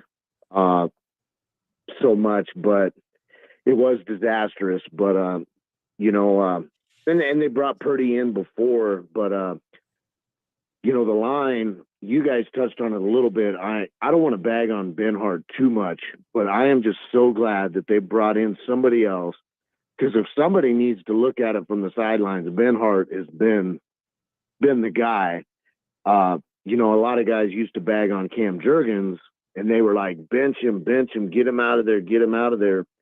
And, sticking with him was ultimately good, but it took it probably took Cam himself saying, look, I've got to get this better. And I don't know if Benhart's doing that. So, but I like seeing the mix up, I like seeing them just try somebody different. And they've been missing some pieces. And then you get Turner Corcoran, who he might be the highest recruit player we got on our team. That's correct. If not close to it. And he's underperformed too, but I did like the fire. I did like actually seeing him, obviously throwing a punch at a guy. And at the game, it looked like he hit the guy who was already on the ground. But also, and I'll leave you guys with this, is Omar Manning still on the team? Yeah, he ran out of the tunnel, and he actually was on the field tonight. Yeah, I heard nothing about him, and I heard a lot of rumors about him quitting, coming back, kind of before this. But I didn't see him on the field once the game started. He did. He was in the player participation report. For what it's worth, he did not have a target tonight. Yeah. Back to Turner Corcoran, because this is back to back that he ejects himself from the game as one of the many memorable lines from the White Hat tonight is you could make a case of, hey, was that really what they said it was? Nebraska is actually going to turn in the tape to the Big Ten. That Mickey said that after the game, they'd like the Big Ten probably to look at it. But here's the thing. Back-to-back plays, you already know you got one. Even if you disagree with it, you've been given an unsportsmanlike conduct penalty. And the next play, you put yourself in that position to have something called again. I mean, that's where, and you're already looking at your offensive line that is down to Prohaska, it's down to Williams. Benhart is struggling. You can't afford to lose one of your more veteran guys. That's why he goes after him when he comes to the sidelines on back-to-back plays. I mean, whether you agree with what the calls were to get him tossed or not, you can't put yourself in that position. Right. And yeah. Once you got the warning, you can't push the envelope. Yeah. Corcoran knows that I already got one. I can't do it again. I can't even give the officials an opportunity to say, hey, here we go again. Yep. That's another 15. You're gone. Yeah. Yeah. This wasn't something that happened 3 drives later or 2 quarters later. It literally happened on the very next play. And I know that there are some out there who watched the film and, they think that he was just finishing the block. I only saw one replay of it, and it looked dubious to me, dubious in that the action did not look, wise to me in the moment. I'd have to see it again, but you just can't put yourself in that situation, especially when you've already got one unsportsmanlike conduct on you literally on the play before. Here is Josh. Good evening, Josh. Hey, so I've got 2 intros and 3 points. So please let me feel this out here. First of all, it's hilarious. I'm gonna have to press pause. It's hilarious how far we're off on watching your podcast as opposed to actually speaking. Second, I'll miss Damon. Damon used to do commercials for me on air. For you guys, so I'll miss Damon a lot. Sorry to see him go. As far as points go, so offense, overall fine. Palmer's a stud. Casey Thompson above average. Grant's a stud. We all know that, but the offensive play calling still seems to be lacking something for me. I didn't like the when we brought Purdy in. I hated the second down call. I hated the fact that we might have a chance to have the defense off their heels there and throw the ball, but we ran it again. When usually I'm a proponent of completely running the ball every chance we get when it's working, but I just felt like in that case you gotta kind of coming off the bench and. You have the opportunity to throw the defense off their heels, and we're completely predictable. And then we put them in that third down situation. Then obviously Barnhart misses the block, and then Anthony Grant misses the follow-up block. So I didn't like that. Defense, thought we played extremely well. I can't believe how well Bill Bush did with this defense in a week and a half here, to hold that team to 14 points, considering what they've done. I know at least John, I know that you don't think they're very good, but they're 3-1 and they were scoring a ton of points. So to hold them to 14 points, I thought was phenomenal. And then the last comment I would have is, what are you watching, John? What do you? I got two games on right now. I got Stanford, Oregon, and I got Arizona State, USC. By the way, SC and Oregon both just scored. The Cubs have to be over by now. You're not watching the Cubs, so. No, they already won today. No, I got the Oregon game on. They just scored. It's 30-3 at the end of the first half, and USC just scored. They went up 2 scores on Arizona State. And I'm sure Gary, looks like Gary, you got a game on in the studio. So yeah, we got a couple games on the studio. Yeah. I think Gary's got a game on, but you're obvious because you just keep looking to the right. I do. Well, I'm also looking out for the boogeyman because I get scared real easy in my house. Hey, it's haunted. Josh, good hearing from you. Thanks, Josh. Now, what you, by the way, you brought up a game. Is it time? This is a little side note from the Nebraska-Indiana game. Does anybody ready to join me in going, what the heck is going on at Stanford with David Shaw? They're getting blown out by Oregon. They are in danger of losing their 10th straight game to an FBS opponent, and the average margin of defeat is over 20 points. It's bad. It's really bad. Those trips to the Rose Bowl with Christian McCaffrey and gang, those seem to be a long time ago for David Shaw. You know, ever since David Shaw started doing stuff with NFL Network on the draft coverage, I think everything has gone south for him. But I don't know what the situation is with him in Stanford. I know they really like him there, but man, they are a bad football program right now. They have gone south bad. And I know in 2020 and COVID, it really, really damaged Stanford football with the restrictions that they had. But man, they don't even look competitive. No. And and Oregon's good, but Oregon is like light years ahead of where the Stanford team is watching them. I want to go back to something that I think that Josh said in his, what'd he say? He had 2 intros and he has 3 points. Yes. Which now from the rest of the night, everybody that calls into Big Red Overreaction, tell us how many intros you have and how many points you have, because Josh has set a precedent. He made a point, though, about the third quarter play calling. Here's the thing about, and back to Mickey and the command of the sideline.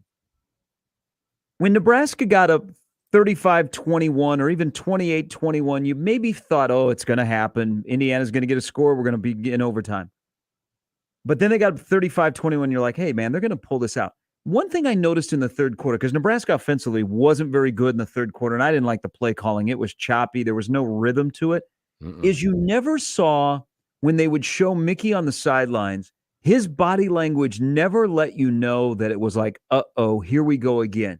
His body language, for the most part, was the same the entire game. Now, he got excited and he showed some emotion, of course, with Corcoran and some other things. But I think that's important for this particular football team, is that their head coach is not riding the roller coaster and showing it on the sidelines. He's steady Eddie, even when things aren't going well for you. And even when things are going well for you, he's very businesslike and focused. And yes, does give you some dap and gives you a hug and slaps you on the butt. But he's not going to look on his face or his body language like, oh boy, here we go again. I like to watch Gary when, especially when there's a call that you're not sure about, or, you think you might not be getting the right whistle, to watch those interactions. And listen, I'm one who's, criticized officials many times, but sometimes you've got to be really calm in those situations, get an explanation, even if you don't like what you see. And there were times where it just seemed like any call, small or large, went against Nebraska. It looked like Scott Frost was about to, his head was about to explode. Mickey was a lot more, in the times they showed him. And again, I'm not watching him the entire time. I'm kind of prisoner to everyone else, what I see on the screen. But he just, he gets an explanation and he realizes, hey, we've got to move on. We've got to go on to the next play, because unfortunately in the past, Nebraska would let a bad play, whether it was a bad call by an official or a mistake they made or something that happened that went against them, it usually took 4 or 5 plays before Nebraska would actually snap out of it. And I think Mickey understands that and said, hey, no, something bad happens to us. We've got to move on to the next play. So back to a point you made earlier, they've only got 5 days to get ready for the next game. We've seen how they've handled failure. Now let's see how they handle success. And if the indications from tonight come across to me as they did, I think they're going to be okay handling success because Mickey is a steady guy. He's not going to he is emotional, he's excitable, but he doesn't let it over control him. He doesn't let the moment overwhelm him. And that was something I observed tonight watching, just his demeanor, because it's easy to lose your mind when you're getting 12, 13 penalties a game. You've had a couple of back-breaking turnovers, but he didn't let it, boil over to the team. The players are watching him, and he knows it. Yeah, 6 o'clock Friday night in New Jersey against Rutgers, who got beat 49-10 today at Ohio State. And I don't know who's going to play quarterback for Rutgers. It seems like Schiano spins the wheel and then chooses a quarterback. Yeah, we didn't think Vedro was going to play today, but it seemed like he was pressed into service. And then Schiano got into it with Ryan Day. Remember, Schiano and Day were on the Ohio State staff. That was kind of interesting. But that'll be short week. 49-10. Rutgers coming off a loss. Nebraska is coming off a win for the first time in a year. That's a good storyline all week. But that game will be Friday at 6 o'clock. Here is Kelsey. Thanks for holding, Kelsey. Welcome to Big Red Overreaction with John and Gary. Hi, John. Before I get into what I wanted to say, I just want to say that my husband wanted me to tell you that the 9-3 cake is still on the table, and it's still on the table, by the way. Thanks for the cookies, man. They were fantastic. You're welcome. I'm slightly more invested in the special teams than the average person, what with my special teams take and all, but I really wanted to talk about it because I thought that the special teams tonight were special. Like, we had that blocked punt for a touchdown. We had the longest punt return it was like 22 yards, and that's the longest since like 2020. That the kicking was good. It all went well, and I just really wanted to see what you guys had to say about it.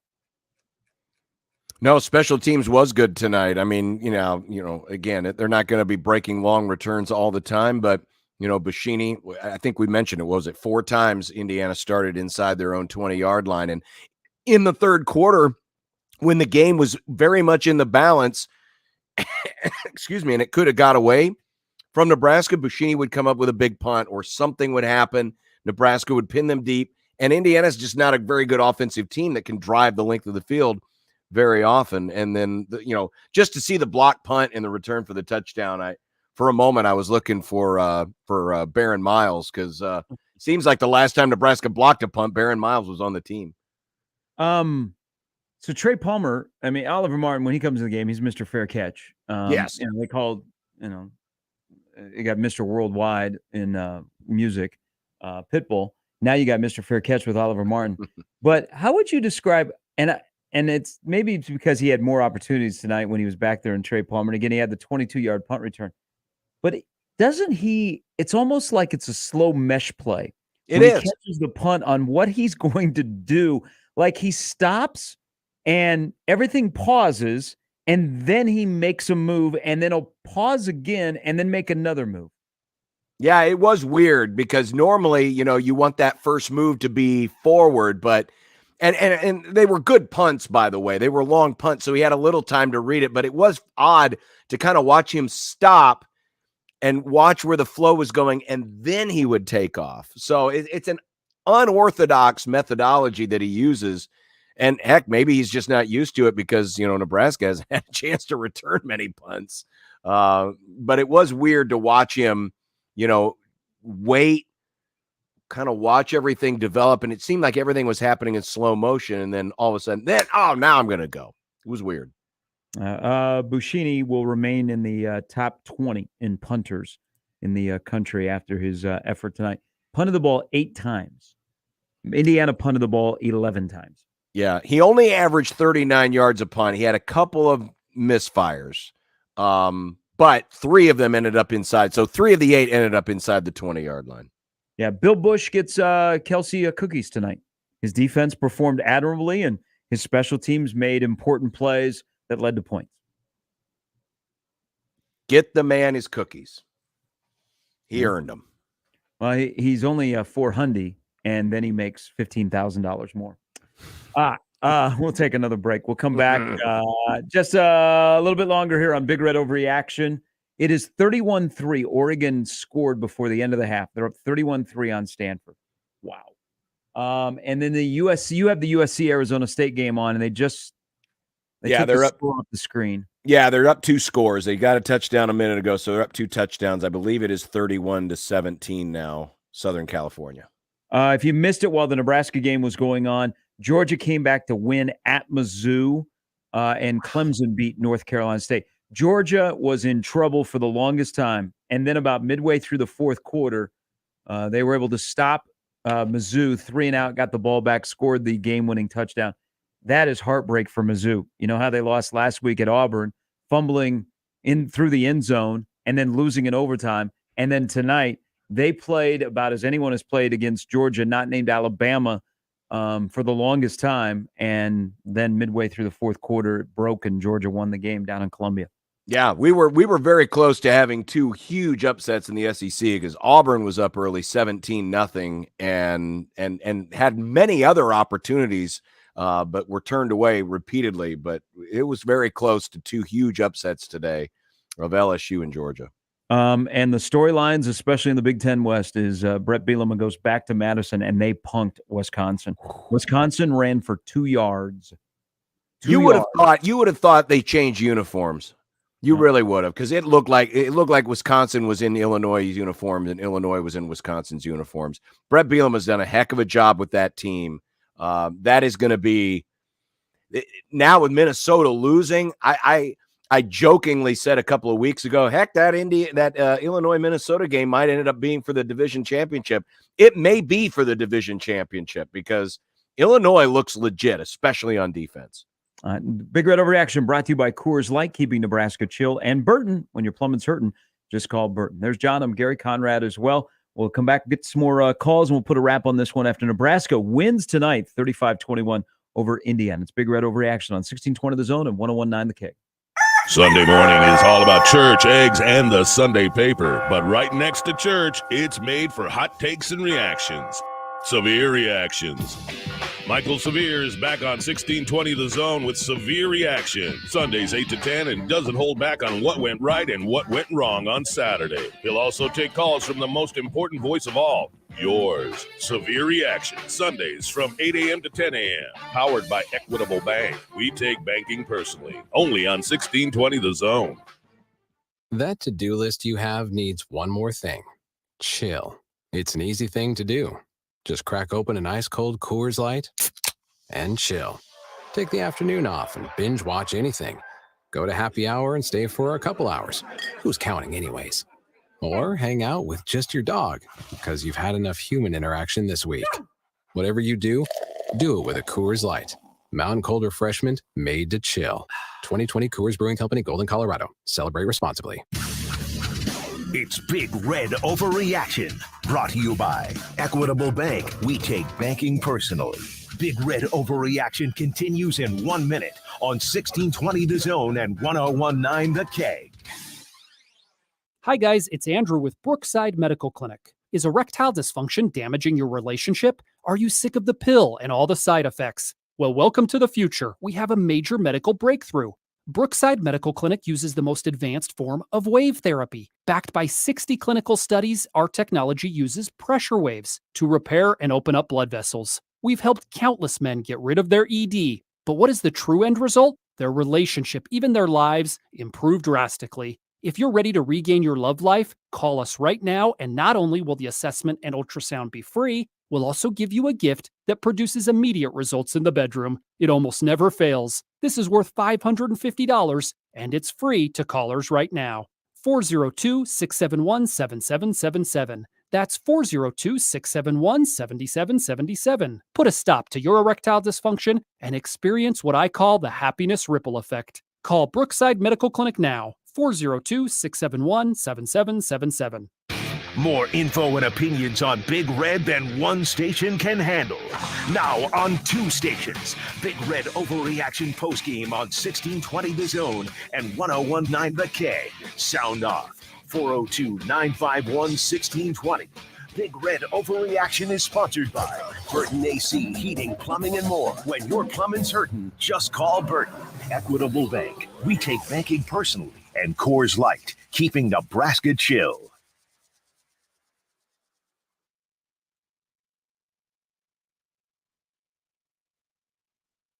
Thompson in the gun. Yan off to his left. Snap back. Give it off to Jacquez. Lowers his shoulder. Pushed in by Hunter Anthony. Shoving him across the goal line. And it is a touchdown. Nebraska. Yes. Welcome back to Big Red Overreaction. They forgot the yes on that one. Keeping Nebraska chill. No idea. We're gonna be playing the Palmer touchdown and the reaction by Matt Davison for the rest of the week. Nebraska win 35-21. This is the final segment. Nick, John, Jake, make it good to close out, as now we're into Sunday morning. We will not be going so that we can just hand it off to Michael Severe. Here is Nick. Hello, Nick. Thanks for the call. Welcome to Big Red Overreaction After Dark. Hey, guys. Hey, Nick. Were you watching that kid down south in Kansas State? Adrian? Yeah. I saw a little bit of it. He had another big day for them, another good win for Kansas State. Nick, the Sunflower State Showdown in November. I was out the yard. What was her stat? I know he had like 3 touchdowns, was it? Yeah, he had like 170 or like 160 or 170 passing and another 170 rushing today. Yep. 116 passing. 116, okay. He had 12 attempts, 171 yards, and 3 scores rushing. Amazing. Yeah, That's for a team that only scored 10 points against Tulane 2 weeks ago, they're now 2-0 atop the Big 12. No, I think Casey's doing a great job. I think he holds on the ball, and Adrian did the same thing. Just like a second, maybe a second and a half too long. I thought our line did great today, and I think Thompson would do very good things. But watching Adrian do that and beat Oklahoma, and Oklahoma fell again today. But it's good for Adrian. No revisionist history, Nick. It's good. It's good for both sides that Adrian's in Manhattan and Nebraska has a new quarterback here, and we're glad. And it's good to see Adrian smile and playing well. What really bugs me is that he is faster and he's a little bit bigger than he was last year, and he's playing like that. But that's what they do at K-State. What was that, Nick? He's so much healthier, it seems like. Yeah, and you know what? And he's got a running back. Deuce Vaughn does a lot of things that allow Adrian to do what he does. So it helps a lot. Yep. Hey, Nick, thanks for the phone call. And we live in a world, John, of the crazy train of college football in 2022, which some people are thinking, will this be like the season of 2007? Remember in the summer when Saban and Jimbo Fisher got sideways with each other? And we were thinking October 8th, it's going to be great because you'll have Texas A&M and Alabama. Game day will be there. It's going to be huge. Game day will be in Lawrence, Kansas next Saturday for TCU, which blew out Oklahoma today, 55-24, and KU, who held on to win 14-11, 2 unbeaten teams. Good for them. Good for Kansas. They earned this. I thought it should have been 2 weeks ago against Duke, but this works just as well because now all of a sudden you got a TCU team that feels pretty good about itself. And granted, Oklahoma State looked really good today. I watched a lot of that game against Baylor. I know there was a lot of points, but I think defensively it's still a really good team. And their quarterback is Spencer Sanders, right? Yep. Is pretty legit. I mean, I like how Oklahoma State looks, but whoever's going to be that other team, there is going to be one heck of a race in the Big 12. That's going to be a fun conference to watch because now it looks like Oklahoma's headed for God knows where. And this matchup here this Saturday, in Lawrence is going to be huge. I mean, if KU can start 6-0 and be bowl eligible after 6 weeks, really? Kansas? I mean, just like we thought that Max Duggan from Council Bluffs Lewis Central will be going against Adrian Martinez in a huge game down the road for TCU and Kansas State. But Max Duggan had a great game. He threw for 302 and 3 scores today. So now they'll try and go 5-0 when they play at KU. So Matt Campbell, if I'm following along here, Matt Campbell got eliminated today, right? Yeah, I think so. I think Matt Campbell's now been unofficially eliminated from the race. Aranda got eliminated because they gave up 36. Yep. And Baylor and Iowa State are both 3-2. Is that how this game works? I think so. I think that's how we're supposed to look at it. And Mickey won today, so he's already, he's in the driver's seat. We're press conference tomorrow. We'll have live coverage here on the Zone starting at 3:00. Dave Doran out because they lost to Clemson. Dave Clausen back in because they won. Because they won again. Yes. But in all kind of like seriousness of the coaching search around here and names that pop up, if you are Wisconsin, you are 15-10 in your last 25. You have yet to score in the second half against either Washington State or Illinois at home. And people are wondering what's wrong with Jim Leonard. Even more, what's going to happen with Paul Chryst? And you have Lance Leipold, who's having the season that he's having, and his connection to the state of Wisconsin. Yeah, exactly. See, that's something worth watching because, Barry Alvarez, and I know he's not the athletic director anymore, but Wisconsin, they do not look anything like themselves. And something obviously is amiss. And there's already been some rumblings that, maybe Chris will be moved upstairs. But if the defense continues to struggle as they have, I don't know if Jim Leonard's going to be that attractive a candidate. Meanwhile, you got Lance Leipold, who had tremendous success at Whitewater. Can you imagine if Nebraska doesn't go with Leipold and then Leipold ends up coaching against them in the division? Man, there's going to be a lot of people who are like, well, why didn't Nebraska hire that guy? Well, how many of you wanted him in the first place? Here is 2 more callers. Here is John. John, good evening. Yes. Can you hear me? So I have a question. Why are we running? There was a couple of situations where we're running one back and we're not like running a fullback. And we're all of a sudden running one back run game. It kills me. It kills me every time we're running the one back. There's no play action. There's nothing going on. We're just running the one back. It's the quarterback going, oh, we're gonna just hand it off the run back, and there's no other option. There's nothing else going on. He's not the quarterback is not ever like taking the ball and like running it down the field. It's always and it always fails. Has this call been saved in your drafts since 1999? No, no, seriously. Have you watched football in the last 20 years? Every time, no. You have to watch. Like we see it every time. Like every time he has a chance, a running back actually has a chance. There's a fullback available. He's there. They don't have a fullback on the roster. They call him. The tight end is in the fullback position. He's like an H-back, not a true fullback, but maybe an H-back. It's an H-back. He is there, and he has a chance. But you know what?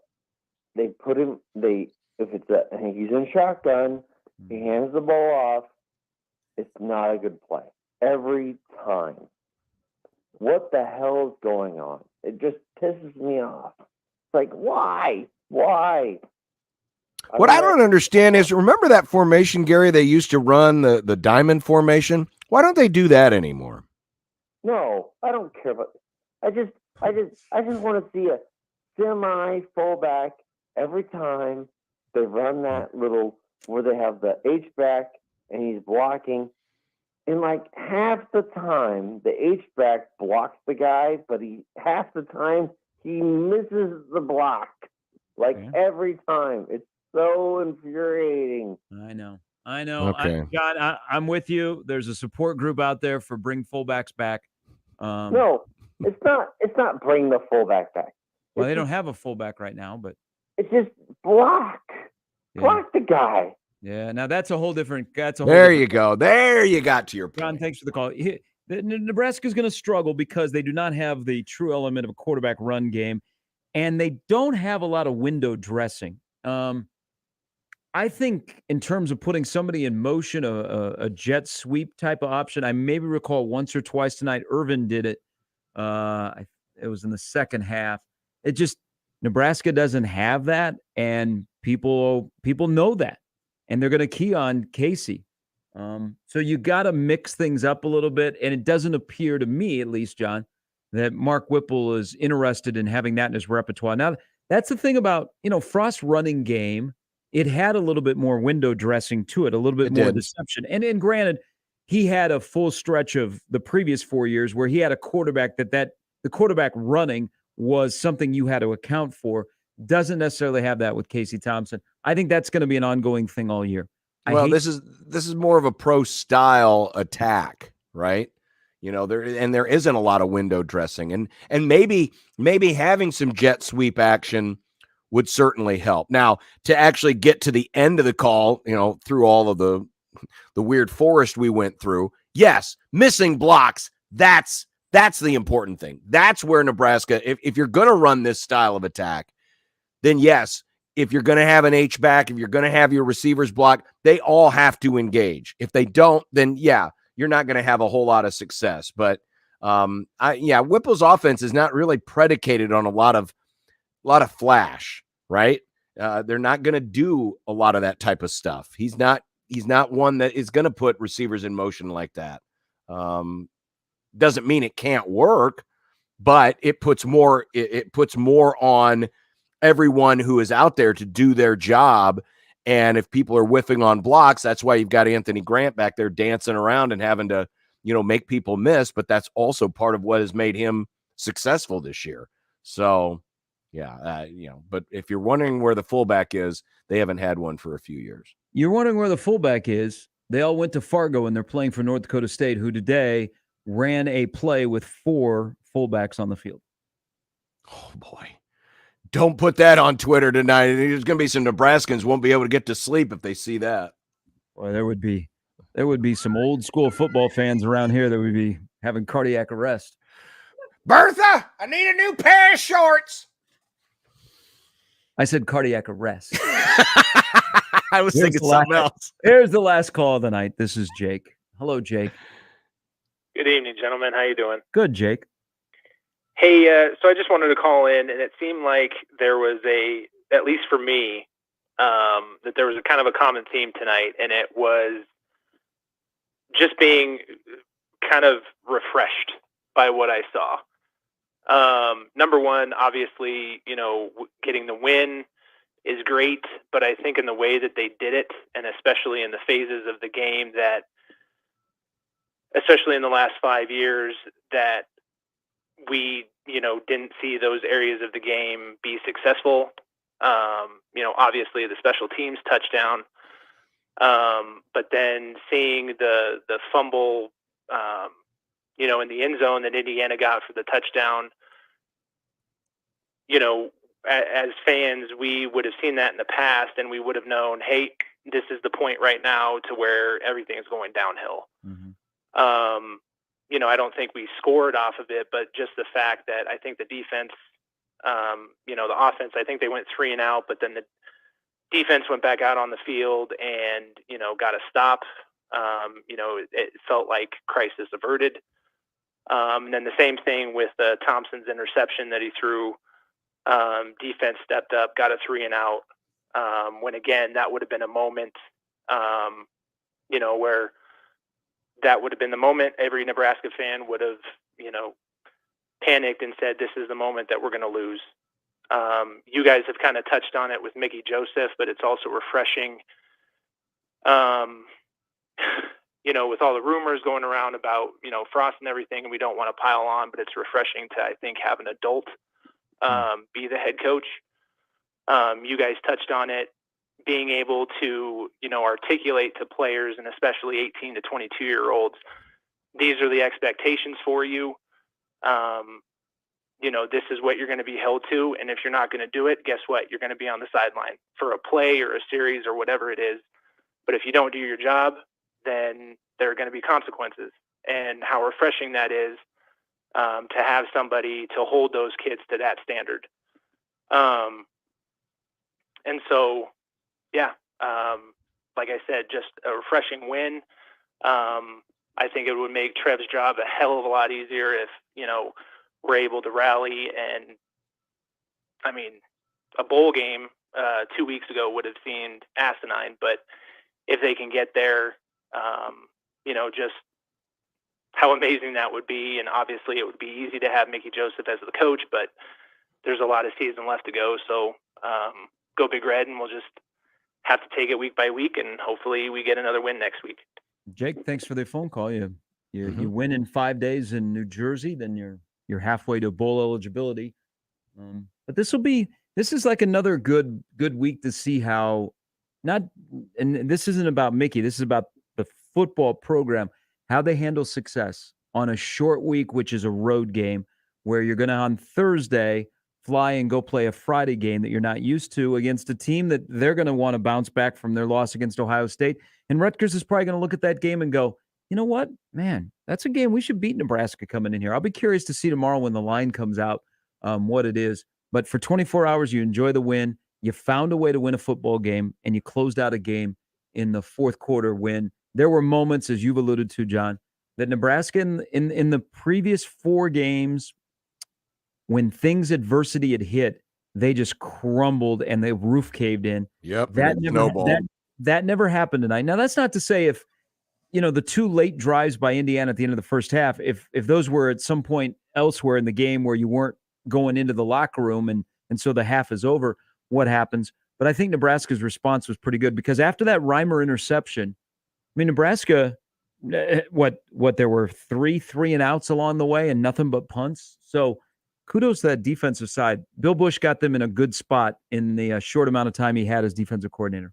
Yeah, they did. And, think about the momentum that Indiana had going into the locker room. It kind of felt a little like Georgia Southern, and then Nebraska gets the ball first to start the second half, and they end up punting. And then the next series is the interception. And, Nebraska only ran 15 plays and gained 12 yards in the third quarter. Usually in those moments is when the game got away from them. Well, during that time where Nebraska was running, that few of plays with that few of yards, Indiana only ran, 6, 12, 17 plays and only gained about 58 yards in that entire quarter. So, the defense was able to stop the bleeding. Usually once this team gets cut, there's no cut guy. There's no one over there in the corner that can stop the bleeding. And then all of a sudden you got a gusher and, the refs calling the fight because of too much blood. Nebraska didn't have that. They had their cut guy tonight, and that cut guy was the defense. And then once the offense, got off the mat in the fourth quarter, then they finished the game. So the word refreshing has been used several times tonight. It is. It's very refreshing, because we saw many opportunities tonight for this thing to get sideways, and it didn't get sideways to the point where they weren't going to get it back. And that is growth. That is progress. Yeah. And what does this win mean tonight? Well, it means that Nebraska won a football game that they needed, whether you be wearing a helmet, a headset, or rooting as a fan. Mm-hmm. And now, what does this win mean? We're going to find out in a short amount of time, because we'll see what it's like on Friday. But Nebraska wins 35-21. You can enjoy the weekend. You can go to church. You can feel good about yourself. You can open up the paper tomorrow and not go, oh, yeah. God, do I have to read this? Yeah. I mean, and you might, what is Michael going to have to talk about? Oh, I'm sure he'll have something. Oh, he will. He's probably driving home. There's plenty. And you can join him tomorrow at 8 a.m. Yeah, and you know what? Actually, this morning at 8 a.m., we're past midnight. That's true. And don't forget, we have London football in the morning as well between the Vikings and the Saints. That's true. Yes. So Kevin and Michael will be on at the same time, just not together. Ah, nicely done. For Conrad, for John Bishop, I'm Gary Sharp. Big thanks to Coors Light, keeping Nebraska chill. Burton, when your plumbing's hurting, just call Burton. And Equitable Bank, where we take banking personally. Don't forget, Severe Reaction coming up in about 8 hours. And then we're all back from 6A to 6P coming up on Monday. After Nebraska wins tonight, 35-21. Again, for John, for Conrad, I'm Gary. Good night, everybody.